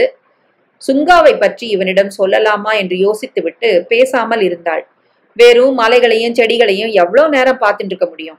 ஒரு இடத்துல நம்மள சந்தேகத்தோட பார்க்காத ஜனங்களா இருந்தாங்கன்னா கொஞ்சம் நிம்மதியா இருக்கலாம். இங்க யார்கிட்ட பேசுறதுக்கு முன்னாலேயும் யோசிச்சு பேச வேண்டியிருக்கு. ஏன்னா அவன் நிச்சயமா நம்ம பேச்சுக்கு 2 அர்த்தம் பார்க்க போறான், திருச்சி எடுத்துக்க போறான். அவள் பேசாமல் இருந்தாள். இங்கிருக்கும் வெளி இந்தியர்கள் எல்லோருக்கும் இதே எண்ணம் தான் என்று அவள் நினைத்து கொண்டாள். இராணுவ பார்ட்டிகளில் எந்த மீசோவும் வரமாட்டான். லெப்டினன்ட் கவர்னர் கொடுக்கும் பார்ட்டிகள் மாத்திரம் சில மந்திரிகள் வருவார்கள். மேலெழுந்த வாரியாக பேசுவார்கள். எந்த மீசோவும் வெளி இந்தியர்களை சிநேகபாவத்தோடு தன் வீட்டிற்கு அழைத்து விட மாட்டான். அத்தனை பிரியமாக பேசும் சூசன் கூட இதுவரை அவளை தன் வீட்டுக்கு வரும்படி கூப்பிட்டதில்லை. அவளுக்கு வெரியர் எல்வின்னின் பிலாசபி ஃபார் நீஃபா ஞாபகத்துக்கு வந்தது. இந்த பழங்குடி மக்களின் சந்தேகங்களுக்கும் பயங்களுக்கும் நாம் தான் காரணம். அவர்கள் மிக மெல்லிய உணர்ச்சிகளை கொண்டவர்கள். நம்முடைய ஒரு சின்ன அஜாக்கிரதையும் அவர்களுக்கும் நமக்கும் இடையே ஒரு தீர்வு காண முடியாத பிளவை, துவேஷத்தை ஏற்படுத்திவிடும். மிசோராமின் சரித்திரத்தில் வெளியிலிருந்து வந்த இந்தியர்கள் ஆரம்ப காலத்தில் ரொம்ப பொறுப்பற்ற முறையில் நடந்து கொண்டதன் விளைவுதான் இன்றைக்கு நிலைமைக்கு காரணம் என்று ஷீலா தனக்குள் அடிக்கடி நினைத்துக் கொள்வாள். இதை வெளிப்படையாக சொன்னால் இந்த ராஜீவ் கூட ஒப்புக்கொள்ள மாட்டான். அவர்களுக்கு நம்பிக்கை ஏற்படும்படியா நாம தான் நடந்துக்கணும் ராஜீவ். பின்தங்கி போன சமூகத்துக்கு எப்பவும் காம்ப்ளெக்ஸ் இருக்கும். ராஜீவ் சிரித்தான் பரிகாசமாக. இதெல்லாம் பாடமா சொல்லி தரது ரொம்ப சுலபம், நடைமுறையில அசாத்தியமான காரியம். அவள் யோசனையுடன் சற்று நேரம் பனியால் போர்த்தப்பட்டிருந்த அந்த மலை சிகரங்களை பார்த்தாள். ஒரு மாற்றம் ஏற்படணும்னா ஒருத்தரால ஏற்படுத்திட முடியாது, வாஸ்தவம்தான். எல்லாருமே அதுல நம்பிக்கை வச்சு நடந்துக்கணும். நடுவுல சுவர் இருக்குன்னு சந்தேகப்பட்டு ஒதுங்கியே இருந்தோம்னா சோத்தை தாண்டி 2 பேரும் சந்திக்கிற காலம் வரவே வராது. நீ முயற்சி பண்ணிப்பாரு. எத்தனை பேர் உங்க ஸ்கூல்ல உங்ககிட்ட நெருக்கமா இருக்கா? அதாவது இந்த சுங்காவை தவிர. ஓ ராஜீவ், இதெல்லாம் பரிகாசம் செய்யற விஷயம் இல்ல. பரிகாசம் செய்யலையே நானு. மேம் சாப், சாப்பாடு ரெடி. நீ மகாராஜனா இருக்கணும்டா என்றான் ராஜீவ் தமிழில். ஷீலா சிரித்தாள்.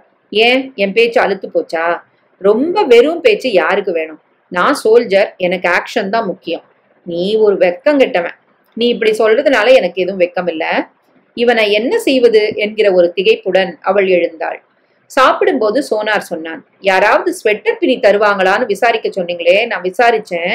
எனக்கு தெரிஞ்ச பெண்மணி இருக்கா, மெஷின்ல போட்டு தரேங்கிறா. 2 நாள்ல முடிச்சு தரேங்கிறா. ஓ குட், எங்க இருக்கா? இங்க இருந்து கொஞ்சம் தூரம் போகணும், கவர்மெண்ட் பண்ணையெல்லாம் தாண்டி. ராஜீவ் அவனை வியப்புடன் பார்த்தான். அவ்வளவு தூரம் எதுக்காக போகணும்? இங்கே மார்க்கெட் பக்கத்துல ஏக கடைகள்ல தச்சு கொடுக்குறாங்களே, அவங்கெல்லாம் ஏமாத்துவாங்க. நாளைக்கு போலாமா ராஜீவ்? பார்க்கலாம்.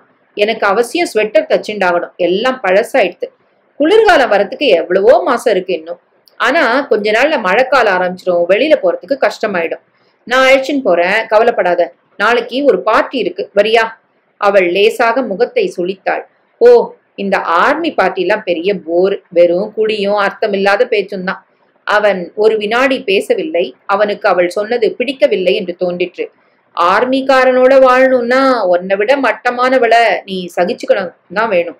சாரி ராஜீவ், நான் பொதுவா சொன்னேன். அங்க வர்ற அந்த பஞ்சாபி பொண்கள் பேசுற பேச்சத்தான் சகிச்சிக்கவே முடியறதில்ல. அவங்களுக்கு தங்க இனத்தை தவிர வேற யாருமே அலட்சியம் இல்லை. இவங்க பேச்சிலையும் ஆழம் இல்ல.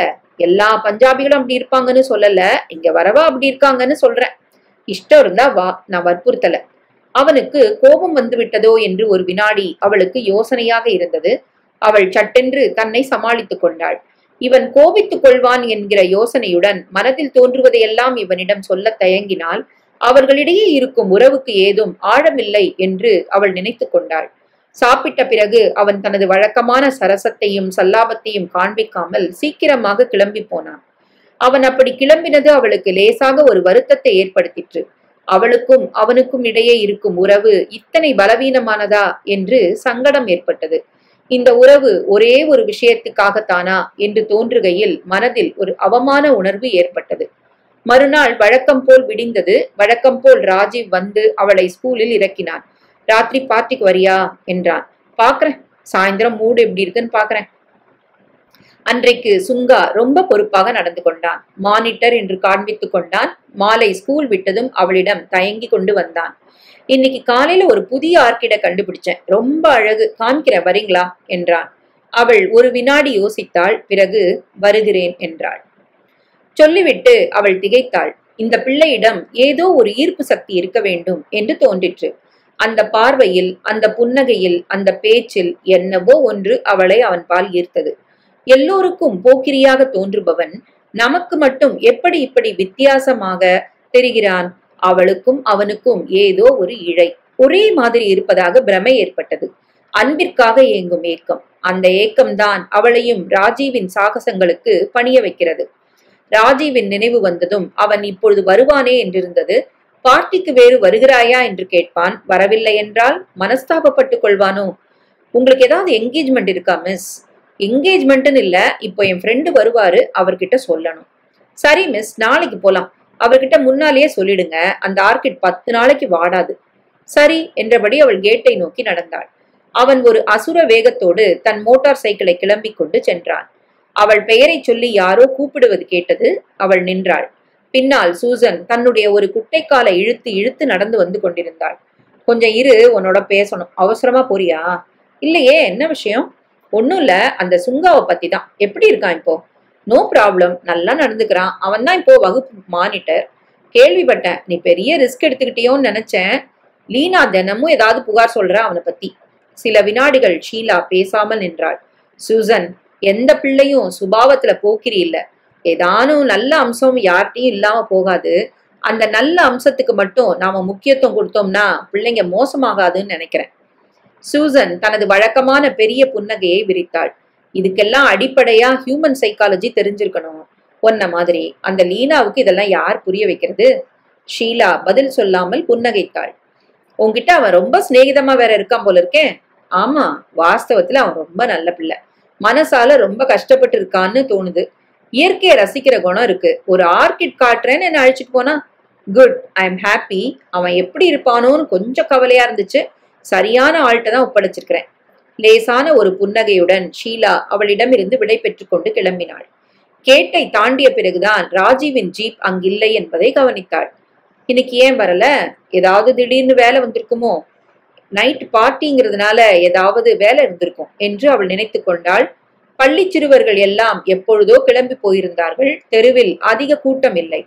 அவள் சுற்றுப்புறத்தை நிதானமாக பார்த்தபடி நடந்தாள். மிசோராமில் நடந்து செல்வது அத்தனை சுலபமான காரியமில்லை என்று ஷீலா நினைத்து கொண்டாள். மிக மேடான பகுதிகள், குறுகலான பாதைகள், சமதரையே அதிகமில்லாததால் அவர்கள் வீடு கட்டும் முறையே வினோதமாக இருக்கும். ரோட்டை ஒட்டினாற்போல் இருக்கும் அதல பாதாளத்தில் 4 நீளமான மூங்கில்களை பொருத்தி சட்டமடித்து அதற்கு மேல் சதுரமான ஒரு அறையை கட்டுவார்கள். ஜன்னல்களுக்காக சதுரமான ஓட்டைகள், சட்டங்களும் கதவுகளும் இல்லாமல் அதன் வழியாக மங்கோலிய முகத்துடன் சின்ன குழந்தைகள் எட்டி பார்த்து கொண்டு உட்கார்ந்திருக்கும். அந்த ஒரே அறையில் குடும்பம் மொத்தமும் இருக்கும். மீசோ குழந்தைகள் பிஞ்சிலே பழுத்து போவதற்கு இதுதான் காரணம் என்று அவள் நினைத்துக் கொள்வாள். அவளை இடிக்கிற மாதிரி ஒரு மோட்டார் சைக்கிள் வந்து நின்றது. அவள் திடுக்கிட்டு திரும்பி பார்த்தாள். சுங்கா. ஹலோ மிஸ், எங்க நடந்து போறீங்க? இன்னைக்கு ஜீப் வரல. ஓ, நல்லதா போச்சு, ஏறுங்க, ஆர்கேட பார்த்துட்டு வந்துடலாம். அவள் ஏறினாள். கால்கள் வேறு வலிக்க ஆரம்பித்திருந்தன. விற்றென்று கிளம்பிற்று வண்டி. வழியில் தென்பட்ட மீசோக்கள் அவர்களை சற்று ஆச்சரியத்துடன் பார்க்கிற மாதிரி இருந்தது. அவளுக்கும் அவனுக்கும் இடையே ஏற்பட்டிருக்கும் இந்த கள்ளமற்ற சிநேகிதம் யாருக்கும் புரியாது என்று அவள் நினைத்து கொண்டாள். அதுவும் அவன் ஒரு மீசோ பையன், அண்டர் கிரவுண்ட் பயங்கரவாதியின் பிள்ளை. அவள் மீசோக்களை பொறுத்தவரை ஒரு அந்நியல். மனிதனின் பார்வை எவ்வளவு குறுகியது என்று நினைக்கும் போது அவளுக்கு சிரிப்பு வந்தது. இன்றைக்கு அவன் வேறு இடத்துக்கு கூட்டிக் கொண்டு போனான். அன்று பார்த்ததை விட அழகான இடம். எங்க உன் ஆர்கிட்? இருங்க, என்னோட மெல்ல வாங்க என்று அவள் கையை பிடித்து அழைத்து கொண்டு போனான். அவனுடைய எச்சரிக்கையான நடை அவளுக்கு சிரிப்பை தந்தது. உன்னுடைய ஆர்கிட் தூங்குதா என்ன? தொந்தரவு செய்யக்கூடாதுன்னு நடக்கிற மாதிரி நடக்கிறியே. அவன் சட்டென்று நின்றான். அவளையே சில வினாடிகள் அதிசயத்துடன் பார்த்தான். என்ன சுங்கா, நீங்க என் அம்மாவை ஞாபகப்படுத்துறீங்க. அவள் பரிவோடு பார்த்தாள். நான் சின்ன பையனா இருந்தப்போ காலையில எழுந்ததும் ஒவ்வொரு பூவிட்டையும் போயிட்டு எந்திரி எந்திரின்னு எழுப்பு வேணாம். என் அம்மா சொல்லி சொல்லி சிரிப்பா. அவனுடைய அம்மாவின் நினைவு இவனுக்கு எப்பவும் இருக்கும் என்று அவளுக்கு தோன்றுகையில் அவளுள் மெல்லிய சோகம் ஏற்பட்டது. சரி, எங்க உன் ஆர்கேட்? தோ இங்க வாங்க. அவன் காட்டிய இடத்தை பார்த்து அவள் பிரமித்து போனாள். பிரம்மாண்டமாக இருந்தது அந்த ஆர்கிட். வெள்ளையாய் நடுநடுவே ஊதா வரிகளுடன் மெய்மறக்க செய்தது அந்த பரிசுத்த அழகு. இருவருமே வாயை திறக்காமல் கைகோர்த்தபடி அதை வெறுமனே பார்த்து கொண்டு நின்றார்கள். அங்கிருந்த சூழலின் நிசப்தத்தில் அந்த பூவின் அதிசயத்தக்க அழகில் அவன் ஸ்பரிசத்தின் கதகதப்பில் பெரிய தரிசனம் ஆனது போலிருந்தது. அவளுக்கு கண்களில் நீர் துளிர்த்து விடும் போலிருந்தது. அவன் வெகுநேரம் கழித்து அவளை கேட்டான். எப்படி இருக்கு மிஸ்? ஓ, ரொம்ப அற்புதமா இருக்கு சுங்கா. அதுக்குத்தான் உங்களை நான் இங்க அழைச்சிட்டு வந்தேன் மிஸ். ரசிக்க தெரியாதவங்களை அழைச்சிட்டு வந்து பிரயோஜனம் இல்லை மிஸ். எங்க அப்பாட்டெல்லாம் இதை பத்தி எல்லாம் பேசக்கூட மாட்டேன். அந்த நினைப்பில் அவன் முகம் சட்டென்று இருண்டு போயிற்று. அவள் கேட்கலாமா கூடாதா என்று யோசித்துவிட்டு மெல்ல கேட்டாள். உங்க அப்பா உன்னோட சகஜமா பேசுவாரா சுங்கா? ஓ காட், நோ என்று அவன் சிரித்தான். நான் இருக்கிற ஞாபகம் கூட அவருக்கு இருக்குமான்னு எனக்கு சந்தேகம். பாதி நாட்கள் நான் அவரை பார்க்கவே முடியாது. அநேகமா வீட்லயே இருக்க மாட்டாரு. வீட்டை யாரு கவனிச்சுக்கிறாங்க? வீட்டை கவனிச்சுக்க ஒரு பட்டாளம் இருக்கு, என்னென்னமோ உறவுன்னு சொல்லிக்கிட்டு. அவன் குரலில் இருந்த வெறுப்பை பார்த்து இவனுக்கு யாரிடத்திலும் நெருக்கம் இல்லை என்று அவள் நினைத்து கொண்டாள். நான் அந்த கூட்டத்துல ரொம்ப தனிமையா இருக்கேன் மிஸ். அவள் சற்று நேரம் பேசாமல் இருந்தாள். பிறகு மென்மையாக சொன்னாள். உங்க அப்பாவோட இன்னும் கொஞ்சம் நெருக்கமா இருக்க முயற்சி பண்ணு சுங்கா. அவன் ஏதோ ஒரு பெரிய ஹாசியத்தை கேட்டுவிட்டா மாதிரி பெரிதாக சிரித்தான். இம்பாசிபிள் மிஸ் என்று மண்டையை ஆட்டினான். அவருக்கும் எனக்கும் சம்பந்தமே இல்லை. எங்க அம்மாவுக்கும் அவருக்கும் சம்பந்தம் இல்லாத மாதிரி. நான் அவருக்கு பிள்ளையா இருக்கிறது ஒரு ஆக்சிடென்ட் மிஸ். அவன் சின்ன சின்ன கற்களை தூக்கி அங்கிருந்த ஒரு சின்ன சுனையில் விட்டெறிந்தான். நான் எங்க அப்பாட்ட நெருக்கமா இல்லாம இருக்கிறதே நல்லது மிஸ். நெருங்குனா வெறுப்பு அதிகமா போகும். எங்க அப்பாவுடைய குணம் கூட எனக்கு வந்தாலும் வந்துடும். அவன் பிறகு தனக்குள் சொல்லிக் கொள்கிறவன் போல் சொல்லிக் கொண்டான். அந்த குணம் வந்துட்டா அப்புறம் விமோச்சனமே இல்லை. அவள் தன்னை அறியாமல் அவனுடைய தோளில் கையை வைத்தாள். எனக்கு உன்னுடைய மனநிலை புரியுது சுங்கா. ஆனாலும் மறக்க வேண்டிய விஷயங்களை மறக்கிறதுக்கு நீ ட்ரை பண்ணணும். அவன் பதில் சொல்லாமல் இருந்தான். அவர்கள் இருவரும் சற்று நேரம் நடந்தார்கள். சுற்றிலும் மூங்கில் காடுகள். மிசோராம் மூங்கில் காடுகளை பத்தி உங்களுக்கு தெரியுமா மிஸ்? என்ன? 12 வருஷங்களுக்கு ஒரு முறை இந்த மூங்கில் மரங்கள் பூக்கும். அந்த பூக்களை எலிகள் சாப்பிட்டுட்டா பெரிய ஆபத்து. என்ன ஆகும்? இறந்துருமா? ஆஹா, எலிகளுக்கு ரொம்ப தீவிர பசி எடுக்கும். நாட்டுல விளையிற தானியங்கள் எல்லாம் தின்னு அழிச்சிடும். அப்போ பயங்கர பஞ்சம் ஏற்படும் மிசோராம்ல. இதை தடுக்க வழி இல்லையா? அவன் உதட்டை பிதுக்கினான். இது இயற்கை ஏற்படுத்துற பஞ்சம். மனுஷனா ஏற்படுத்துற பஞ்சம் நிறைய இருக்கு மிஸ். அதை தடுக்க பார்த்தா போதாதா? அவளுக்கு அவனுடைய பேச்சு திகைப்பை தந்தது. அன்றைக்கு முழுவதும் அந்த வார்த்தைகள் அவளை அலைக்கழித்தன. மறுநாள் காலை சீக்கிரமாகவே ராஜீவ் வந்தான். நேத்து எங்க போன நீ? நான் ஸ்கூலுக்கு வந்தப்போ நீ இருக்கல்ல என்றான். அவள் ஆச்சரியத்துடன் அவனை பார்த்தாள். நீதான் வரல ராஜீவ். நான் உனக்காக ரொம்ப நேரம் காத்திருந்தேன். ஸ்கூல் கேட் எல்லாம் பூட்டினப்புறம்தான் சரி நீ வரமாட்டேன்னு கிளம்புன. நடந்து வந்தியா? அவள் ஒரு வினாடி தயங்கினாள். பிறகு ஆமாம் என்றாள். சுங்காவுக்கும் அவளுக்கும் இடையே இருக்கும் சிநேகிதத்தை பற்றி இவனிடம் சொல்லி ஏதும் லாபமில்லை என்று தோன்றிற்று. சொன்னால் இவன் விபரீதமாக எடுத்துக்கொள்ளக்கூடும் என்று உள்ளுணர்வு எச்சரித்தது. நேத்து பார்ட்டி எப்படி இருந்தது ராஜீவ் என்றாள் ஷீலா பேச்சை மாற்ற எண்ணி. வழக்கம் போலத்தான். உனக்குத்தான் பார்ட்டி எல்லாம் பிடிக்காதே. எதுக்கு கேக்குற? எனக்கு பிடிக்காட்ட என்ன, நீ என்ஜாய் பண்ணியான்னு கேட்டேன். ராஜீவின் கண்களில் பழைய சாகசம் புகுந்தது. அவளுடைய இடையை அவன் கைகள் வளைத்து கொண்டன. நீ இல்லாம எனக்கு பார்ட்டி சுவாரஸ்யமா இருக்குமா? கர்னல் கூட கேட்டாரு, எங்க உன் அழகான கேர்ள் ஃப்ரெண்ட காணும்னு. பொய். ப்ராமிஸ், உன்ன மாதிரி அழகாவும் ஸ்மார்ட்டாவும் ஒரு பொண்ணு உண்டா இந்த ஐஜல்ல? அவள் சிரித்தாள். ஐஸ் வைக்காத ராஜீவ், நேரமாச்சு. நான் ஸ்கூலுக்கு தயாராகணும். நான் எதுக்கும் குறுக்க நிக்கல. உன் புத்தி தான் கோணல் புத்தி. நான் சொல்றத குதர்க்கமா எடுத்துக்கிற புத்தி. அன்றைக்கு அவளை ஸ்கூலில் இறக்கி விடுகையில் அவன் சொன்னான், இன்னைக்கு சாயங்காலம் அந்த ஸ்வெட்டர் தைக்கிற வீட்டுக்கு போலாம். அவன் தானாகவே ஞாபகம் வைத்துக் கொண்டு சொன்னது அவளுக்கு ஒரு சந்தோஷத்தை ஏற்படுத்திற்று. தேங்க்ஸ் ராஜீவ். மை பிளஷர் என்றான் அவன் உபச்சாரமாக. ஸ்கூல் விட்டதும் நேரா கேட்டுக்கு வா, காத்துக்கிட்டு இருப்பேன். ஓகே, ஆனா நீயும் கொஞ்சம் பொறுமையாயிரு. சில சமயம் சூசன் ஏதாவது பேச கூப்பிடுவா, எனக்கு வர நேரமாகும். சூசன் கூப்பிட்டா நான் என்ன சொல்ல போறேன்? அவள் ஒன்றும் சொல்லாமல் ஸ்கூலை நோக்கி நடந்தாள். அவன் யாரை குறிப்பிடுகிறான் என்று உணர்கையில் முகம் லேசாக சிவந்தது. சி, இவனும் இவனோட சந்தேகமும் என்று ஆத்திரம் வந்தது. பிரார்த்தனை கூட்டத்துக்கு கிளம்புகையில்தான் எல்லோரும் சின்ன சின்ன கும்பலாய் தங்களுக்குள் பேசிக்கொள்வது தெரிந்தது. பிரார்த்தனை கூட்டத்துக்கான மணியும் அடிக்கப்படவில்லை. அவள் சக ஆசிரியர்களிடம் போய் விசாரித்தாள் காரணத்தை. உனக்கு விஷயம் தெரியாதா? சூசனோட ஹஸ்பண்ட் இறந்து போயிட்டாரு. அவளுக்கு தூக்கி வாரி போட்டது. ஐயோ, எப்போ? நேத்து நைட்டு. அவளுக்கு அதிர்ச்சியாக இருந்தது. அத்தனை நல்லவளான சூசனுக்கு இது எத்தனை பெரிய சோதனை என்கிற நினைப்பு தாங்க முடியாததாக இருந்தது. ஓ காட், எப்படி ஆச்சு என்று அவள் திருப்பி திருப்பி அங்கலாய்க்கையில் மற்ற மீசோ பெண்கள் அவளை சற்று வினோதமாக பார்த்தார்கள். வெளியில் இருந்து வந்திருப்பவர்கள் அவர்களிடம் இப்படிப்பட்ட நெருக்கமான உணர்வும் பச்சாதாபமும் இருக்கக்கூடும் என்று நம்ப முடியாதவர்களாய் பார்த்தார்கள். ஒருத்தி அவளை எடை போடுகிற மாதிரி பார்த்தபடி மெல்ல சொன்னாள், சூசனுடைய ஹஸ்பண்டுக்கு டியோடினல் அல்சர். ரொம்ப நாளா. அல்சரா இருந்தா என்ன? என் பாட்டி 80 வயசு வரைக்கும் அல்சரோட இருந்தாளே. அந்த பெண் லேசாக சிரித்தாள். உங்க பாட்டி சூசனின் ஹஸ்பண்ட் மாதிரி விஸ்கியும் கைமா இருந்திருக்க மாட்டா. எல்லாருடைய மெல்லிய அடங்கின சிரிப்பும் ஷீலாவுக்கு அசம்பாவிதமாக துணித்தது. டியோடினல் அல்சருடன் எந்த தைரியத்தில் அவன் குடித்து கொண்டிருந்தான்? அவள் பதில் பேசாமல் மனதில் உட்கார்ந்து விட்ட சோகத்தோடு நின்றாள். குடிக்காம இருந்தா ஒரு மீசோவாலையும் முடியாது. அவர்கள் இந்த விஷயத்தை மிக சாதாரணமாக பேசுவதை கேட்டு அவளுக்கு திகைப்பாக இருந்தது. இப்ப என்ன ஆச்சு? உயிரே போயிட்டுதே. அதுக்கு என்ன பண்றது? இந்த உயிர் எப்படியும் சாஸ்வதம் இல்ல. அப்படி இருக்கும்போது இருக்கிற வரைக்கும் ஜாலியா கட்டுப்பாடுகளோட எப்படி இருக்கிறது? நல்ல சித்தாந்தம் தான் என்று அவள் தனக்குள் வியந்து கொண்டாள். ஸ்கூலை மூடிவிட்டார்கள். எல்லா டீச்சர்களும் கிளம்பி சூசனின் வீட்டிற்கு சென்றார்கள். அங்கு ஏற்கனவே ஒரு கும்பல் இருந்தது. சிகரெட் புகையும் விஸ்கி கிளாஸ்களையும் பார்த்து ஷீலாவுக்கு லேசான அதிர்ச்சி ஏற்பட்டது. உள்ளே நுழைந்த போது சற்று அருவருப்பு ஏற்பட்டது. சூசன் ஒருத்திதான் தலையை குனிந்தபடி தன்னுள் மூழ்கிய ஒரு சோகத்துடன் உட்கார்ந்திருந்தாள். கூட உட்கார்ந்திருந்த மற்ற பெண்கள் எல்லோரும் சிகரெட் புகைத்தபடி தங்களுக்குள் மெல்லிய குரலில் பேசியபடி அமர்ந்திருந்தார்கள். தரையெல்லாம் சிகரெட் துண்டுகள். பணிப்பெண் ஒருத்தி எல்லோருக்கும் கோப்பைகளில் தேநீர் வழங்கி கொண்டிருந்தாள். ஆண்கள் ஒரு பக்கமாக நின்று கொண்டு கையில் மதுக்கோப்பைகள் வைத்திருந்தார்கள். அந்த அறைக்குள் நுழையவே ஷீலாவுக்கு கூச்சமாக இருந்தது. அவள் தயங்கி கொண்டு சூசன் அருகில் போய் உட்கார்ந்து கொண்டாள். அவள் கையை பிடித்தபடி, எனக்கு ரொம்ப வருத்தமா இருக்கு சூசன் என்றாள் மெல்லிய குரலில். சூசன் தலையை குனிந்தபடி மௌனமாக விசும்பினாள்.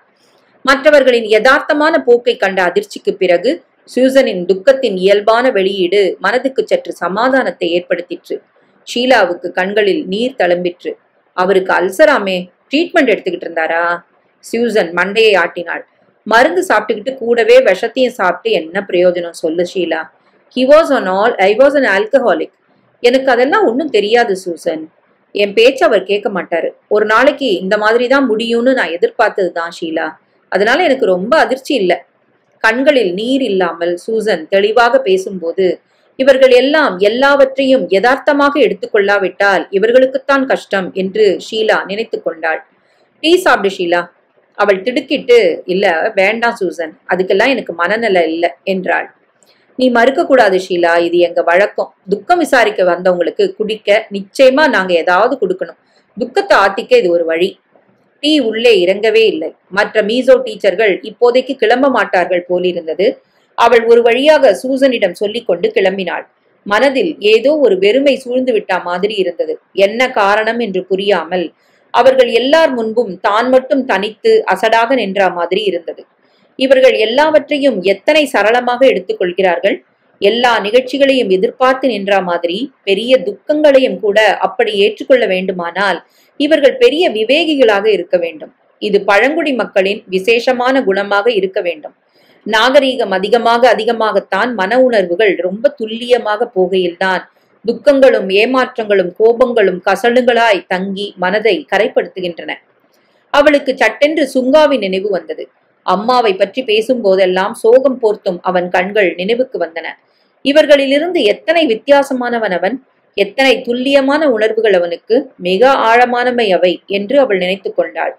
எதிரில் தென்பட்ட ஒரு பெண் அவளை பார்த்து சிரித்தாள். ஒரு வினாடி ஷீலா அவள் யார் என்று புரியாமல் திகைத்தாள். என்ன தெரியலையா? ஷீலாவுக்கு சட்டென்று புரிந்தது.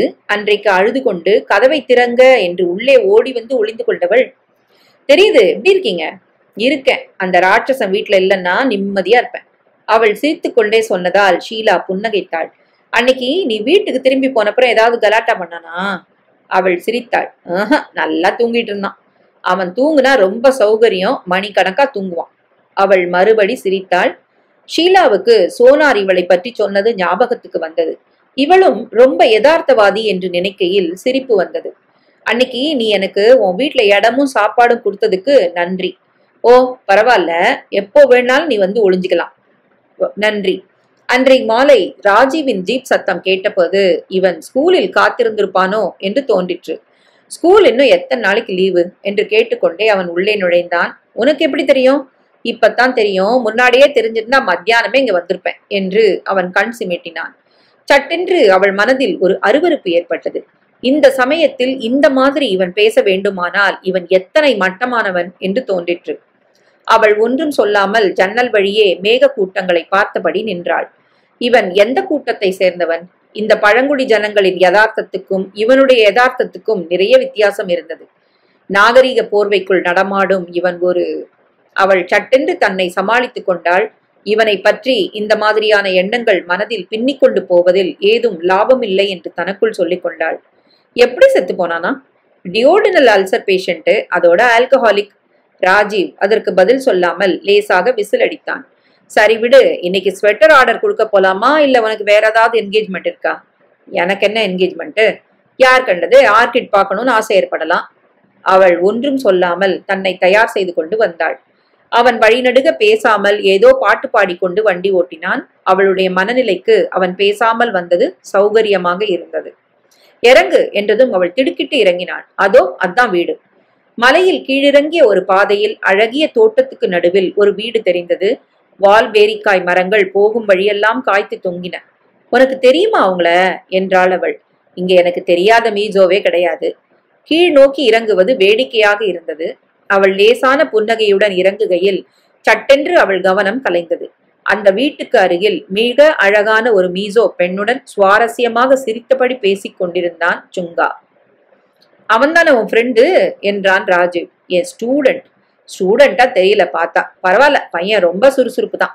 ஒரு பொண்ணும் ஆணும் சேர்ந்து நின்னாலே உனக்கு ஒரே எண்ணம் தான் மனசுல உதிக்குமா? அது உதிக்காம இருந்தா நான் முட்டாள். அவர்கள் இறங்கி வருவதை சுங்கா அப்பொழுதுதான் கவனித்தவனாய் அவளை புன்னகையுடன் பார்த்தான். Hello miss. Hello Chunga. Meet my friend Lily. Lily இது என் டீச்சர். இது வரைக்கும் நான் சந்திச்சிருக்கிற பெஸ்ட் டீச்சர். எனக்கு அறிமுகம் கிடையாதா என்றான் ராஜீவ். ஓ சாரி, இவர் தான் மிஸ் ஷீலாவுடைய பாய் ஃப்ரெண்ட். ராஜீவ். சாதாரணமாக மீசோ பெண்கள் சிறு வயதில் நல்ல அழகாக இருப்பார்கள். இந்த பெண் மிக அழகாக இருந்தாள். ரோஜா கன்னங்கள், மிருதுவான உடம்பு, கண்கள் திராட்சை பழங்களாக பளபளவென்று நீரோட்டமாக இருந்தன. லில்லி கூச்சத்துடன் சிரித்தாள். எத்தனை அழகு என்று ஷீலாவுக்கு மனதிற்குள் வியப்பு ஏற்பட்டது. சுங்கா இதுவரை இவளை பற்றி தன்னிடம் பேசவே இல்லை என்று ஞாபகம் வந்தது. திடீரென்று நினைவுக்கு வந்தவளாய் அவள் சொன்னாள், இங்கே யார் ஸ்வெட்டர் தைக்கிறது? என் அம்மா, உள்ள வாங்க. லில்லி ஒரு துள்ளலுடன் நடக்கையில் அவளுடைய குட்டை ஸ்கர்ட்டுக்கு கீழே கால்கள் வாழைத்தண்டுகள் மாதிரி தெரிந்தன. லில்லியோட அம்மா சிரித்த முகமாக இருந்தால், சிரிப்பை தவிர எனக்கு வேறு எதுவுமே தெரியாது என்கிற முகம். நல்ல வெளுப்பில் முகத்தின் ஒவ்வொரு சுருக்கத்துக்குள்ளும் சிரிப்பும் அன்பும் தேங்கி நின்றன. ஆங்கிலம் சுத்தமாக தெரியவே இல்லை. அந்த முகத்தையும் சிரிப்பையும் பார்த்தே வேறு எந்த யோசனையும் இல்லாமல் ஷீலா அவளிடமே கம்பளி நூலை வாங்கி ஸ்வெட்டருக்கு ஆர்டர் கொடுத்தாள். லில்லியின் அம்மா வாய் நிறைய புன்னகையுடன் நன்றி என்றாள். அவர்கள் ஜீப்பில் ஏறுகிற சமயத்தில் லில்லி ஒரு பை நிறைய பேரிக்காய்களை கொண்டு வந்து கொடுத்தாள். சுங்கா அவள் கூடவே நின்றிருந்தான் புன்னகையுடன். அப்புறம் எதுவும் ஆர்கிட் பார்க்கலையா சுங்கா? பார்த்தேன் மிஸ், நாளைக்கு காமிக்கிறேன். ராஜீவ் பெரிதாக சிரித்தான். இனிமே உன்னை அழைச்சிட்டு போய் காமிப்பான்னு நீ நினைக்கிறியா ஷீலா? எவ்வளோ பெரிய பைத்தியக்காரி நீ! சுங்காவின் முகம் இருண்டது. ஒய் நாட் என்றான் லேசான சீற்றத்துடன். ராஜீவ் இன்னும் பெரிதாக சிரித்தான் லில்லியை பார்த்தபடி. லில்லியை கேளு, சொல்லுவா. புரியாத ஒரு குழப்பத்துடன் சுங்காவும் லில்லியும் நிற்கையில் ராஜீவ் ஏதோ தான் பெரிய ஹாசியத்தை சொல்லிவிட்டார் போல் சிரித்துக்கொண்டு சடார் என்று ஜீப்பை கிளப்பினார். அவன் அந்த சிறுவர்களிடம் மிக மட்டமாக நடந்து கொண்டா மாதிரி ஷீலாவுக்கு ஒரு அவமான உணர்வு ஏற்பட்டது. தன் சீற்றத்தை தனக்குள் அடக்கி கொண்டு அவள் பேசாமல் வந்தாள். ராஜீவின் முகத்தில் இன்னும் ஒரு பரிகாசமான புன்னகை இருந்தது. எப்படிப்பட்ட பெண்ணை பிடிச்சு வச்சுட்டு இருக்கான்? இன்னும் உன்னை பத்தி நினைச்சிட்டு இருப்பான்னு நினைக்கிறியா? ராஜீவ், நீ ரொம்ப மட்டமா பேசுற. அவன் இன்னும் குழந்தை. இத்தனை மோசமா நீ அவனை பரிகாசம் பண்றது துளி கூட நாகரிகமா இல்ல. ராஜீவ் அலட்சியமாக சிரித்தான். இந்த ஜனங்களை பத்தி உன்னை விட எனக்கு நல்லா தெரியும். இந்த அலட்சியம் ரொம்ப விபரீதமானது என்று அவள் தனக்குள் நினைத்து கொண்டாள். சாதாரண எளிமையான ஜனங்களுக்கும் ரோஷம் என்பது உண்டு என்று தோன்றுகையில் அடுத்த முறை இவனுடன் இங்கு வரக்கூடாது அல்லது சுங்காவை இவன் சந்திக்காமல் பார்த்து கொள்ள வேண்டும் என்று அவள் நினைத்து கொண்டாள். அவன் அவளை இறக்கிவிட்டதும், எனக்கு இன்னைக்கு வேற இடத்துல வேலைக்கு போகணும் ஷீலா, நான் இன்னைக்கு இங்க சாப்பிட மாட்டேன் என்றான். அவளுக்கு வியப்பாக இருந்தது. எந்த இடத்துக்கு போகணும் என்று அவள் கேட்கவில்லை. இது ஒரு திடீர் தீர்மானம் என்று தோன்றிற்று. ஓகே என்றாள் அவள் தன் உணர்ச்சிகளை காண்பித்துக் கொள்ளாமல். இவன் இங்கு இருந்தாலும் இவனுடன் பேசும் மனநிலை இன்றில்லை என்று தோன்றிற்று. திடீரென்று இவன் வித்தியாசமாக தெரிந்தான். அவன் அருகில் இருக்க இருக்க இந்த வித்தியாசம் அதிகமாகி விடுமோ என்று அவளுக்கு பயமாக இருந்தது. அன்றைக்கு தனிமையில் அமர்ந்து சாப்பிடும் போது ஒரு வெறுமை உணர்வு மனசை வியாபித்தது. திடீரென்று எதிலோ ஏமாந்து போய் நின்ற மாதிரி மனசு துக்கித்தது. என்ன ஆகிவிட்டது இப்போது? என்ன நேர்ந்து விட்டது நமக்கு? ஏதும் ஆகிவிடவில்லை. ஏமாற்றம் ஏற்பட்டிருக்கிறது மனதுக்கு. என்னென்னவோ கோட்டைகளை கட்டி எதிர்பார்ப்புகளோடு அதன் வாசலில் நின்றது அந்த மனதின் குற்றம்தான்.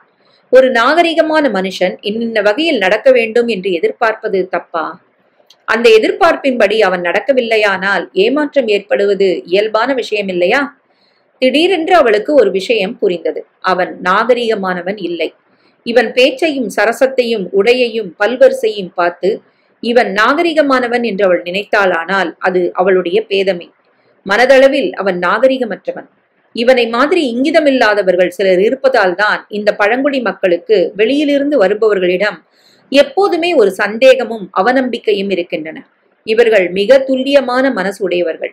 சின்ன சின்ன பரிகாசங்களையும் ஏளனங்களையும் தாங்காதவர்கள். அன்றைக்கு அவள் வெகுநேரம் தூக்கம் வராமல் தவிக்கையில் சுங்காவிடம் மறுநாளைக்கு சமாதானமாக பேச வேண்டும் என்று தீர்மானித்துக் கொண்டாள். மறுநாளிலிருந்து வழக்கம் போல் ஸ்கூல் நடத்தப்பட வேண்டும் என்று சூசன் தெரிவித்திருந்ததால் ஷீலா அவசரமாக ஸ்கூலுக்கு போக தயாரானாள். வழக்கம் போல் ராஜீவ் வந்தான். அவன் முகத்தை பார்த்து அவள் திடுக்கிட்டாள். நேற்று இரவு நிறைய குடித்திருப்பான் என்று தோன்றிற்று. முகம் எண்ணெய் வழிந்து கண்கள் சிவந்து கலங்கி இருந்தன. வழக்கமான புன்னகை இல்லாமல் அவளை சீண்டாமல் என்று இருந்தான். என்ன ராஜீவ் என்றாள் அவள் கவலையுடன். ஒன்னும் இல்லையே. உடம்பு சரியில்லையா என்ன? என்னமோ மாதிரி இருக்கியே. அவன் லேசாக சிரித்தான். கொஞ்சம் ஹேங் ஓவர். நேற்று ஒரு பார்ட்டி, கொஞ்சம் அதிகமா குடிச்சிட்டேன். அவள் சற்று யோசனையுடன் கேட்டாள். ஜீப் ஓட்டுற நிலைமையில இருக்கியா? அவன் சிரித்தான். என்ன நீ முன்ன பின்ன குடிக்காதவன்ட்ட பேசுற மாதிரி பேசுற? எத்தனை குடிச்சாலும் எனக்கு பேலன்ஸ் தப்பாது. கண்ணை மூடின்னு ஓட்டுவேன். அவள் எதுவும் பேசாமல் ஜீப்பில் சென்று அமர்ந்தாள். இந்த மாதிரி அவன் எப்பொழுதாவது வருவான். அப்பொழுதெல்லாம் அவனை கண்டு சற்று கவலையாகவும் பயமாகவும் இருக்கும். அவன் பேசாமலேயே உட்கார்ந்து விட்டு அல்லது ஒரு பாட்டம் தூங்கிவிட்டு போவான். அவன் மௌனமாக வண்டியை ஓட்டினான். ஸ்கூலில் இறக்கி விடும்போது சாயங்காலம் வரமாட்டேன் என்றான். அவள் என்ன காரணம் என்கிற மாதிரி அவனை பார்த்தாள். ஜீப்பு ரிப்பேருக்கு போகுது, ரிப்பேர் ஆகி வரத்துக்கு 2-3 நாள் ஆகலாம். பரவாயில்ல ராஜீவ், நான் நடப்பேன், எனக்கு பழக்கம் உண்டு. குட் என்று கூறிவிட்டு அவன் ஒரு சின்ன சிரிப்போடு ஜீப்பை கிளப்பி கொண்டு போனான். பாடங்கள் வழக்கம் போல் நடந்தன. இப்பொழுதெல்லாம் சுங்கா ஒரு பிரச்சனை பையன் என்று அந்த லீனா கூட சொல்வதில்லை. சட்டென்று ஏதோ ஒரு மென்மை அவனுக்கு வந்து விட்டா மாதிரி இருந்தது. ஷீலாவுடன் ஒரு தோழமை சிரிப்பு காட்டியபடி அவன் பேசினான். வகுப்பு நடக்கும் போது விசேஷமான மரியாதையை காட்டினான். மாலை பள்ளி முடிந்ததும் அவன் அவளிடம் தயங்கி கொண்டு வந்தான். இன்னைக்கு உங்க பாய் ஃப்ரெண்ட் வருவாரா மிஸ்? வரமாட்டார். நான் உங்களுக்கு லிஃப்ட் தரலாமா? ஓ எஸ் தேங்க்யூ. ஆனா உனக்கு வேற எங்கேயும் போக வேண்டாமா? அவன் லேசான கூச்சத்துடன் சிரித்தான். அப்புறம் போவேன். ஆர்கிட் காட்ட போறியா? ஆமா, அதோட உங்கள்கிட்ட ஒரு விஷயம் பேசணும். அவன் லேசாக முகத்தை தொங்க போட்டுக்கொண்டு தீவிரமான பார்வையோடு பெரிய மனுஷன் மாதிரி சொல்கையில் அவளுக்கு மனதுக்குள் சிரிப்பு வந்தது. ஏதாவது காதல் விஷயமாக இருக்குமோ? வீட்டில் அந்தரங்கமாக பேச யாரும் இல்லாததால் நம்மிடம் பேச நினைக்கிறானோ? எங்கிருந்தோ வந்திருக்கும் தன்னிடம் இவன் இத்தனை பிரியம் வைத்திருப்பதைக் கண்டு அவள் நெகிழ்ந்து போனாள். அவன் மௌனமாக வண்டியை ஓட்டினான். ஓட்டத்தில் இன்று கொஞ்சம் நிதானம் தெரிந்தது. திடீரென்று இவனுள் ஒரு முதிர்ச்சி ஏற்பட்டிருந்த மாதிரி இருந்தது. ஒரு பெண்ணின் மேல் ஏற்படும் பிரியம் இப்படி ஒரு மாற்றத்தை இத்தனை சுருக்கில் ஏற்படுத்துமா என்று அவளுக்கு ஆச்சரியமாக இருந்தது. அவன் எங்கெங்கோ ஓட்டிக்கொண்டு போய் ஒரு தாழ்வான இடத்தில் வண்டியை நிறுத்தினான். இவனுக்கு என்று எப்படி இத்தனை அழகான இடங்கள் கண்ணுக்கு படுகின்றன என்று அவளுக்கு ஆச்சரியமாக இருந்தது. அவளது எண்ண ஓட்டத்தை புரிந்து கொண்டா மாதிரி அவன் ஒரு லேசான புன்னகையுடன் சொன்னான். நான் காலையில ரொம்ப சீக்கிரம் எழுந்துருவேன் மிஸ். வண்டியை தூக்கிக்கிட்டு ஜனங்க நடமாடாத இடங்களுக்கெல்லாம் போவேன். லில்லியும் கூப்பிட்டு வருவியா? அவன் சிரித்தான். அவளை எனக்கு இப்போதான் பழக்கமாச்சு. அவ ரொம்ப நல்ல பொண்ணு மிஸ், பார்த்தாலே தெரியுது. உங்களை மாதிரி அவளும் என்கிட்ட ரொம்ப பிரியமா பேசுறா. பிரியமான மனசுகளுக்கு தான் அப்படி பிரெஜுடிஸ் இல்லாம பிரிய வைக்க தெரியும். என்ன பிரெஜுடிஸ்? அவன் எங்கோ ஆகாசத்தை பார்த்தபடி சொன்னான். நான் எங்க அப்பாவுக்கு பிள்ளைங்கிற பிரெஜுடிஸ். அவளுக்கு சட்டென்று அவனிடம் ஒரு அனுதாபம் ஏற்பட்டது. உனக்கு தான் மனசுல பிரெஜுடிஸ்னு நான் நினைக்கிறேன் சுங்கா. அவன் தோளை குலுக்கினான். I don't know. அது இருக்கட்டும் மிஸ், நான் என்ன பத்தி பேச வரல. நான் பேச வந்த விஷயமே வேற. என்ன? உங்க பாய் ஃப்ரெண்டை பத்தி. அவள் திடுக்கிட்டு அவனை பார்த்தாள். எப்படி சொல்கிறதுங்கிற தயக்கமும் சங்கடமும் அவன் முகத்துல தெரிஞ்சது. ஷீலாவுக்கு லேசாக ஒரு திகைப்பு ஏற்பட்டது. இவன் ஏன் இப்படி தவிக்கிறான்? என்ன சொல்ல போறான்? என்ன சுங்கா? மிஸ், ஒரு விஷயம். நீங்க என்னை பத்தி புரிஞ்சுக்கணும். எனக்கு வெளியிலிருந்து வந்திருக்கிறவங்க மேல எந்தவித துவேஷமோ வெறுப்பும் கிடையாது. உண்மையில உங்கள்கிட்ட இருந்ததெல்லாம் நாங்க கத்துக்க வேண்டிய விஷயங்கள் நிறைய இருக்கு. ஸ்கூல்ல மத்த மீசோ டீச்சர்களை விட எனக்கு உங்களைத்தான் அதிகமா பிடிக்குது. இவன் மனதில் ரொம்ப குழம்பி போயிருக்கிறான். அதனால்தான் இத்தனை பீடிகை போடுகிறான் என்று அவள் நினைத்து கொண்டாள். என்ன சமாச்சாரம் சொல்லு சுங்கா, நான் தப்பா நினைச்சுக்க மாட்டேன் உன்னை பத்தி. அவன் தலையை குனிந்தபடி மெல்லிய குரலில் சொன்னான். உங்க பாய் ஃப்ரெண்டை பத்தி நான் கேள்விப்படுறது அவ்வளவு நல்லா இல்ல மிஸ். அவளுக்கு மார்பு வெகு வேகமாக அடித்து கொண்டது. இத்தனை சின்ன பையன் ஒரு பெரிய விஷயத்தை அவளிடம் ஒரு தோழமையுடன் பேசுவது கொஞ்சம் அதிர்ச்சியை தந்தது. அடி வயிற்றிலிருந்து ஒரு அவமான உணர்வு ஏற்பட்டது. என்ன கேள்விப்பட்ட சுங்கா? அவள் குரல் அவளுக்கே கேட்கவில்லை. உங்களை தவிர அவருக்கு நிறைய மீஜோ பெண்கள் சிநேகிதம் மிஸ். அவளுக்கு வெகு நாட்களாக ராஜீவின் நடத்தையை பற்றி முணுக்கென்று மூளையில் ஒரு சந்தேகம். அந்த சந்தேகத்தை அவள் வெகு பிரயாசைப்பட்டு வெளியில் காட்டாமல் இருந்தாள். ஆர்மியில் இருப்பவன், சுபாவத்தில் உல்லாச பிரியன், கொஞ்சம் பெண்களிடத்தில் உல்லாசமாக இருப்பதினால் ஏதும் தப்பில்லை என்று தன்னை சமாதானப்படுத்திக் கொள்வாள். அவள் தன் உணர்ச்சிகளை மறைத்தபடி லேசாக சிரித்தாள். மத்த பொண்ணுங்களோட சிநேகிதமா இருப்பதுல எதுவும் தப்பில்ல சுங்கா. அவன் தோளை குலுக்கிவிட்டு தலையை குனிந்தபடி ஏதோ யோசனையில் ஆழ்ந்தான். அவனாக பேசட்டும் என்று அவள் பேசாமல் இருந்தாள். அவன் பேச நினைத்தும் சொல்ல முடியாமல் தயங்கியபடியே உட்கார்ந்திருந்தான். என்ன யோசனை சுங்கா? மனசுல என்ன இருக்கோ சொல்லு. எனக்கு எதுவும் அதிர்ச்சி வராது. எத்தனையோ கஷ்டங்களையும் அதிர்ச்சிகளையும் நான் அனுபவிச்சிருக்கேன். என் மனசு திடமானது மனசு சுங்கா. அவன் சட்டென்று அவளை நிமிர்ந்து பார்த்தான். எத்தனை கருணை நிரம்பி வழிந்தது அதில். பச்சாதாபம் காட்டி நின்றது அதில். இவன் 16 வயசு பையன்தானா? அவங்க கிட்ட வச்சிட்டு இருக்கிறது சாதாரண சிநேகிதம் இல்ல மிஸ். மீசோக்கள் ஃப்ரீயா பழகுவாங்க. ஆனா அதுக்காக எல்லா பெண்களையும் வேசிகளா நினைச்சிடலாமா? அவளுக்கு தூக்கி மாறி போட்டது. அவளிடம் அவனுக்கு இருக்கும் மதிப்பினால் மிக பிரயாசைப்பட்டு தன் கோபத்தை அடக்கி கொண்டு அவன் பேசுகிறான் என்று அவளுக்கு புரிந்தது. குரலில் சீற்றம் நன்றாக தெரிந்தது. கண்கள் பளபளத்து கலங்கி இருந்தன. இத்தனை சின்ன வயதில் இவன் எத்தனை பெரிய விஷயத்தை அதற்குரிய ஆத்திரத்தோடு பேசுகிறான் என்று அவளுக்கு திகைப்பாக இருந்தது. தமிழ்நாட்டில் இவன் வயதில் இந்த விஷயமெல்லாம் எந்த பிள்ளைக்காவது புரியக்கூட புரியுமா என்று அவளுக்கு தோன்றிற்று. ஓ காட், நோ, அப்படிலாம் யாராவது நினைச்சாங்கன்னா அது ரொம்ப தப்புதான் சுங்கா.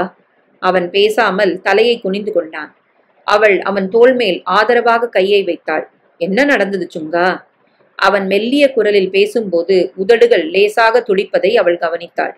அந்த ராஜீவ் அப்படித்தான் மீசோ பெண்களை நடத்துறாரு மிஸ். அவள் ஒரு கலவரத்துடன் அவனை பார்த்தாள். யாராவது உனக்கு தப்பா தகவல் சொல்லியிருக்கலாம் சுங்கா. இல்ல மிஸ், அந்த மாதிரி ஒரு தப்பான தகவலை உங்களுக்கு வேண்டியவரை பத்தி உங்ககிட்ட வந்து நான் சொல்ல மாட்டேன் மிஸ். என்ன நடந்தது சுங்கா? அவரு சில மீசோ பெண்களை 2 பாட்டில் ரம் தரேன், சினிமாவுக்கு கூட்டு போறேன்லாம் ஆசை காட்டி கூட்டிட்டு போறாரு. அதுக்கெல்லாம் வெக்கங்கெட்டு போற மீசோ பெண்கள் இல்லாம இல்ல. ஆனா எல்லாரையும் அந்த மாதிரி நினைச்சு இவர் கூப்பிட்டா உடனே வரணும்னு இவர் எதிர்பார்க்கறது இவருக்கு என்ன உரிமை இருக்கு? இவன் என்ன சொல்ல வருகிறான் என்று அவளுக்கு புரிய ஆரம்பிக்கையில் அவளுக்கு லேசாக முகம் சிவந்தது. மிஸ், லில்லியோட குடும்பம் ரொம்ப கௌரவமான குடும்பம். பேசும்போது தப்பி தவறி கூட மோசமான வார்த்தையே பேச மாட்டாங்க. அந்த லில்லிய உங்க ஃப்ரெண்டு இப்போ தொந்தரவு செய்ய ஆரம்பிச்சிருக்கிறார் மிஸ். ஓ நோ, நான் உண்மையை சொல்றேன் மிஸ். எனக்கு 2 நாளா நைட்டு படுத்தா தூக்கமே வரதில்லை. நான் லில்லியை ரொம்ப விரும்புறேன் மிஸ். எனக்கு இது வரைக்கும் யார் மேலேயும் இத்தனை ஆசை ஏற்பட்டதில்லை, பற்றுதல் ஏற்பட்டதில்லை. லில்லியை பார்த்ததுல இருந்து திடீர்னு என் மனசுல ஒரு ஆர்கிட் பூத்தா மாதிரி இருக்கு மிஸ். அவளை யாராவது அவமானப்படுத்தினா என்னால் அதை தாங்க முடியாது. உணர்ச்சி வசப்பட்டு அவன் மேலே பேச முடியாமல் நிறுத்தினான். இவன் மனதின் மிதமிஞ்சிய ஆத்திரம் மிக நியாயமானது என்று தோன்றுகையில் ராஜீவின் மேல் சுங்காவுக்கு இருந்த ஆத்திரம் அவளையும் தொத்திக் கொண்டது புரிந்தது. து, என்ன மனுஷன் இவன்! இதுதான் அவனுடைய உண்மையான ரூபமா? இதுக்குத்தான் கல்யாணத்தை பத்தி பேச்செடுத்தாலே மழுப்பிக்கிட்டு வரானா? எத்தனை கேவலமா அவன் தன்னை நடத்தி வந்திருக்கிறான் என்று நினைக்கையில் அவளுக்கு மிதமிஞ்சிய ஆத்திரம் ஏற்பட்டது. விளையாட்டு பொருளாக உபயோகித்திருக்கிறான். அவள் வீட்டு சாப்பாட்டையும் உப்பையும் தின்றுவிட்டு அதற்கு கூலிதான் அந்த ஜீப் சவாரியா? து! ஆத்திரத்திலும் அவமானத்திலும் அவளுக்கு கண்களில் நீர் முட்டி நின்றது. சுங்கா மெல்லிய குரலில் சொல்லிக் கொண்டிருந்தான். எனக்கு லில்லி மேல இருக்கிற பிரியத்தை பத்தி சொன்னா நீங்க அதை காஃப் லவ்னு சொல்வீங்களோ என்னவோ எனக்கு தெரியாது. ஆனா அந்த பிரியம் ரொம்ப நிஜமானது, சத்தியமானது. நான் இது வரைக்கும் அனுபவத்துக்கு அறியாத சந்தோஷத்தை கொடுக்கிறது.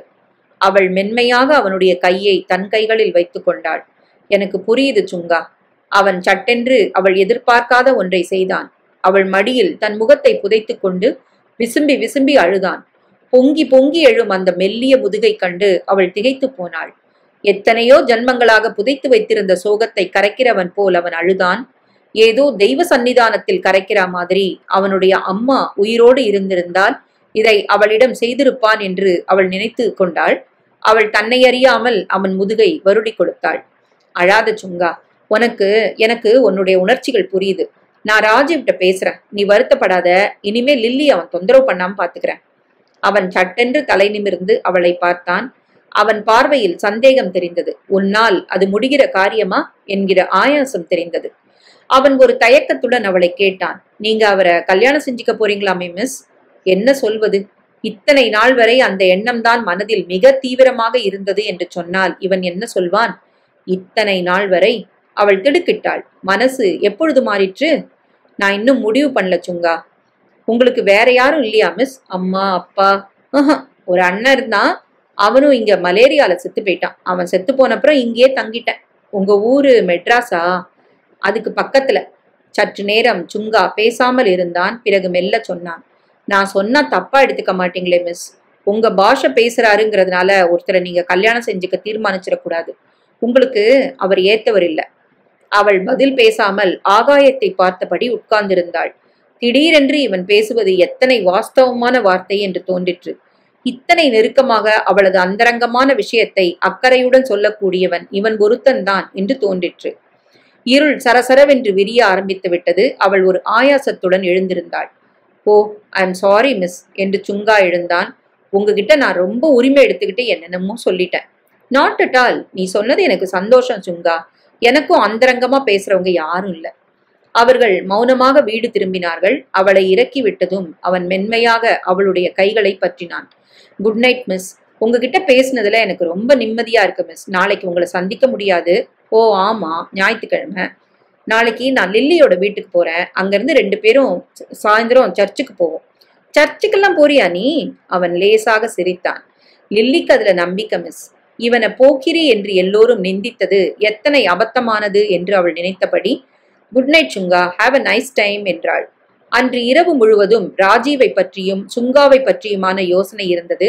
ராஜீவ் வந்தால் அவனை திட்டவட்டமாக சுங்கா சொன்ன விஷயத்தை பற்றி கேட்டுவிட வேண்டும் என்று அவள் தீர்மானித்துக் கொண்டாள்.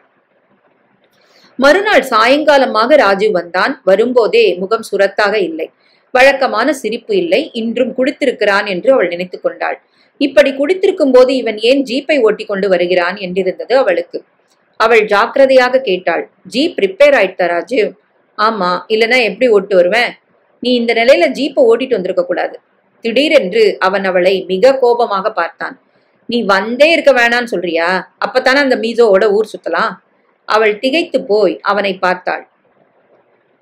அவன் போதையில் அப்படி சொல்லுகிறான் என்று அவளால் எடுத்துக்கொள்ள முடியவில்லை.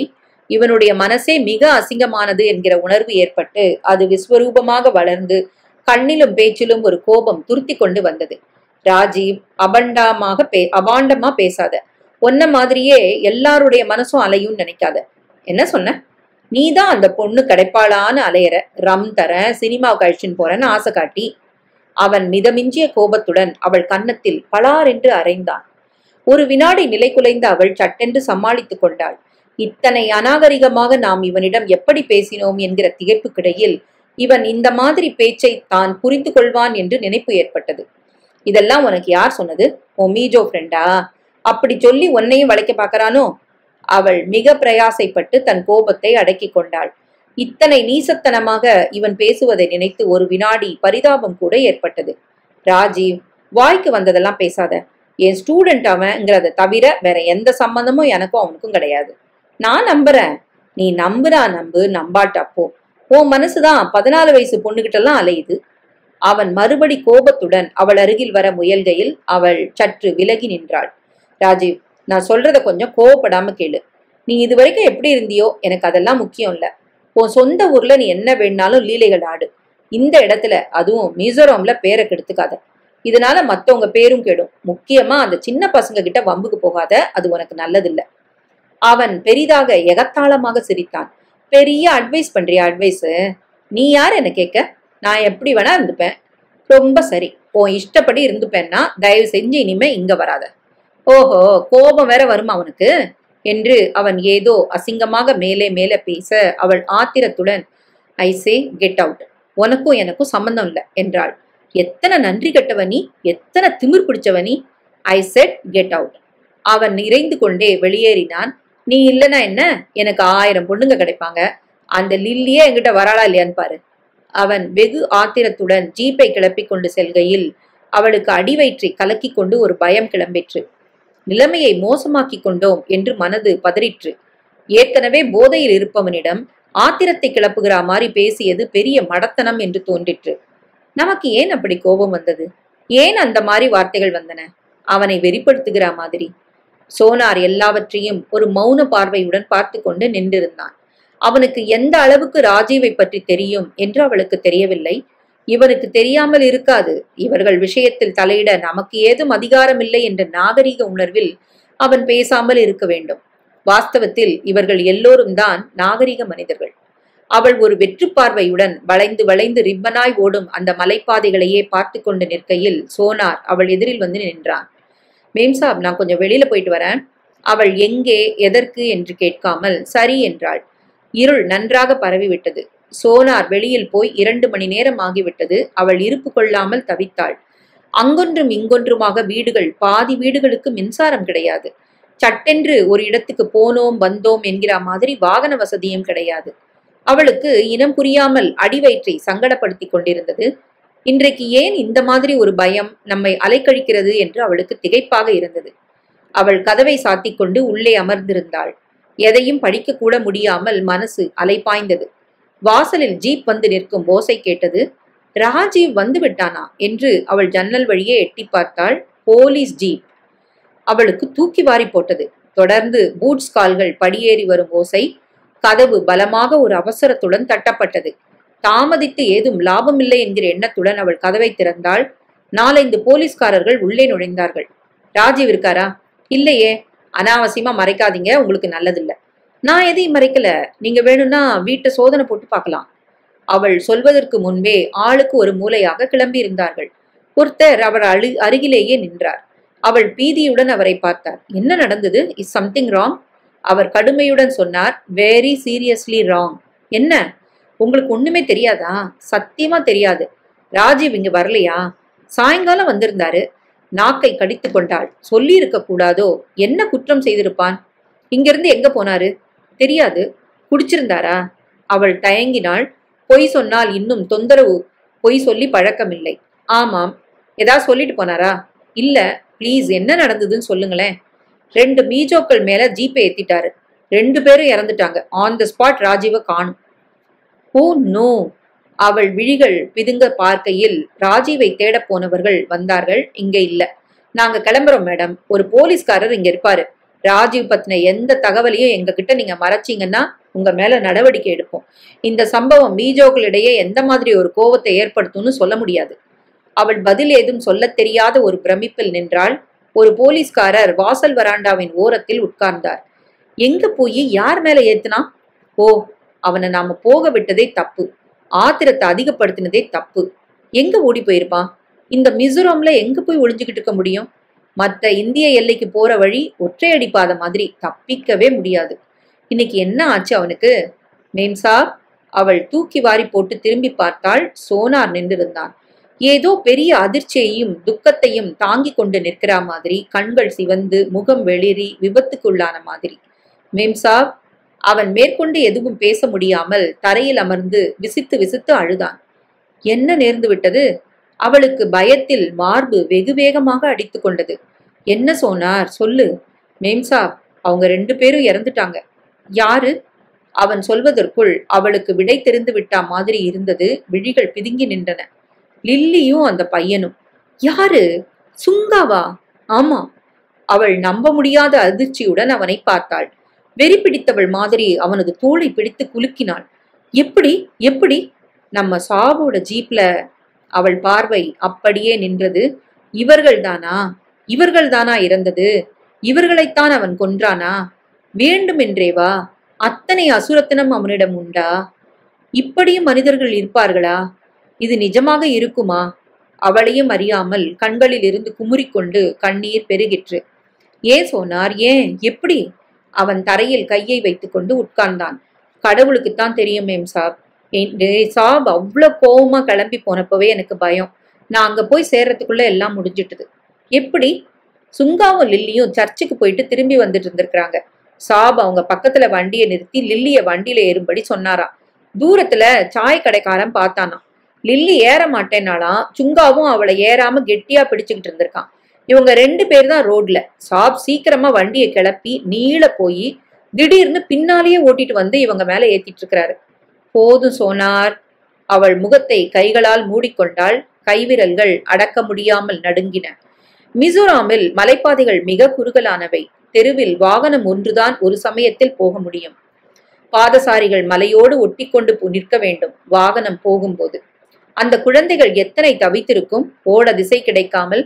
இவன் அப்படி மூர்க்கமாய் ஓட்டி வருகையில் எத்தனை ஆசைகள், எத்தனை கனவுகள், எத்தனை பிரேமைகளை சுமந்து கொண்டு சென்றிருப்பார்கள்.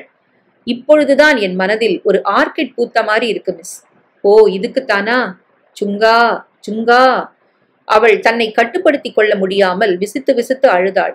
நான் காரணமாய் போயிட்டேன். 2 இனிய ஜீவன்களோட முடிவுக்கு நான் காரணமாகி போனேன். யாரோ அவளை தொடுகிற மாதிரி இருந்தது. அவள் நிமிர்ந்து பார்த்தாள். சோனார், சும்மா இருங்க மேம்சாப், யோசனை இல்லாம.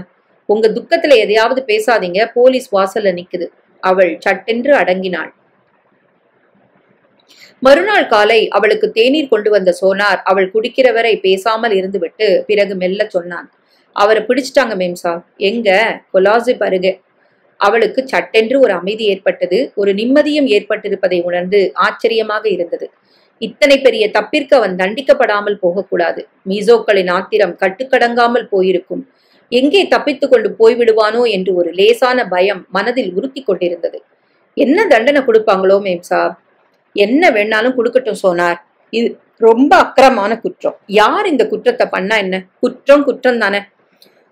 சோனார் பதில் ஏதும் சொல்ல தெரியாமல் உட்கார்ந்திருந்தான். பிறகு மெல்ல சொன்னான், மேம் சாப், நீங்க கொஞ்ச நாளைக்கு இங்க இல்லாம இருந்தா நல்லது.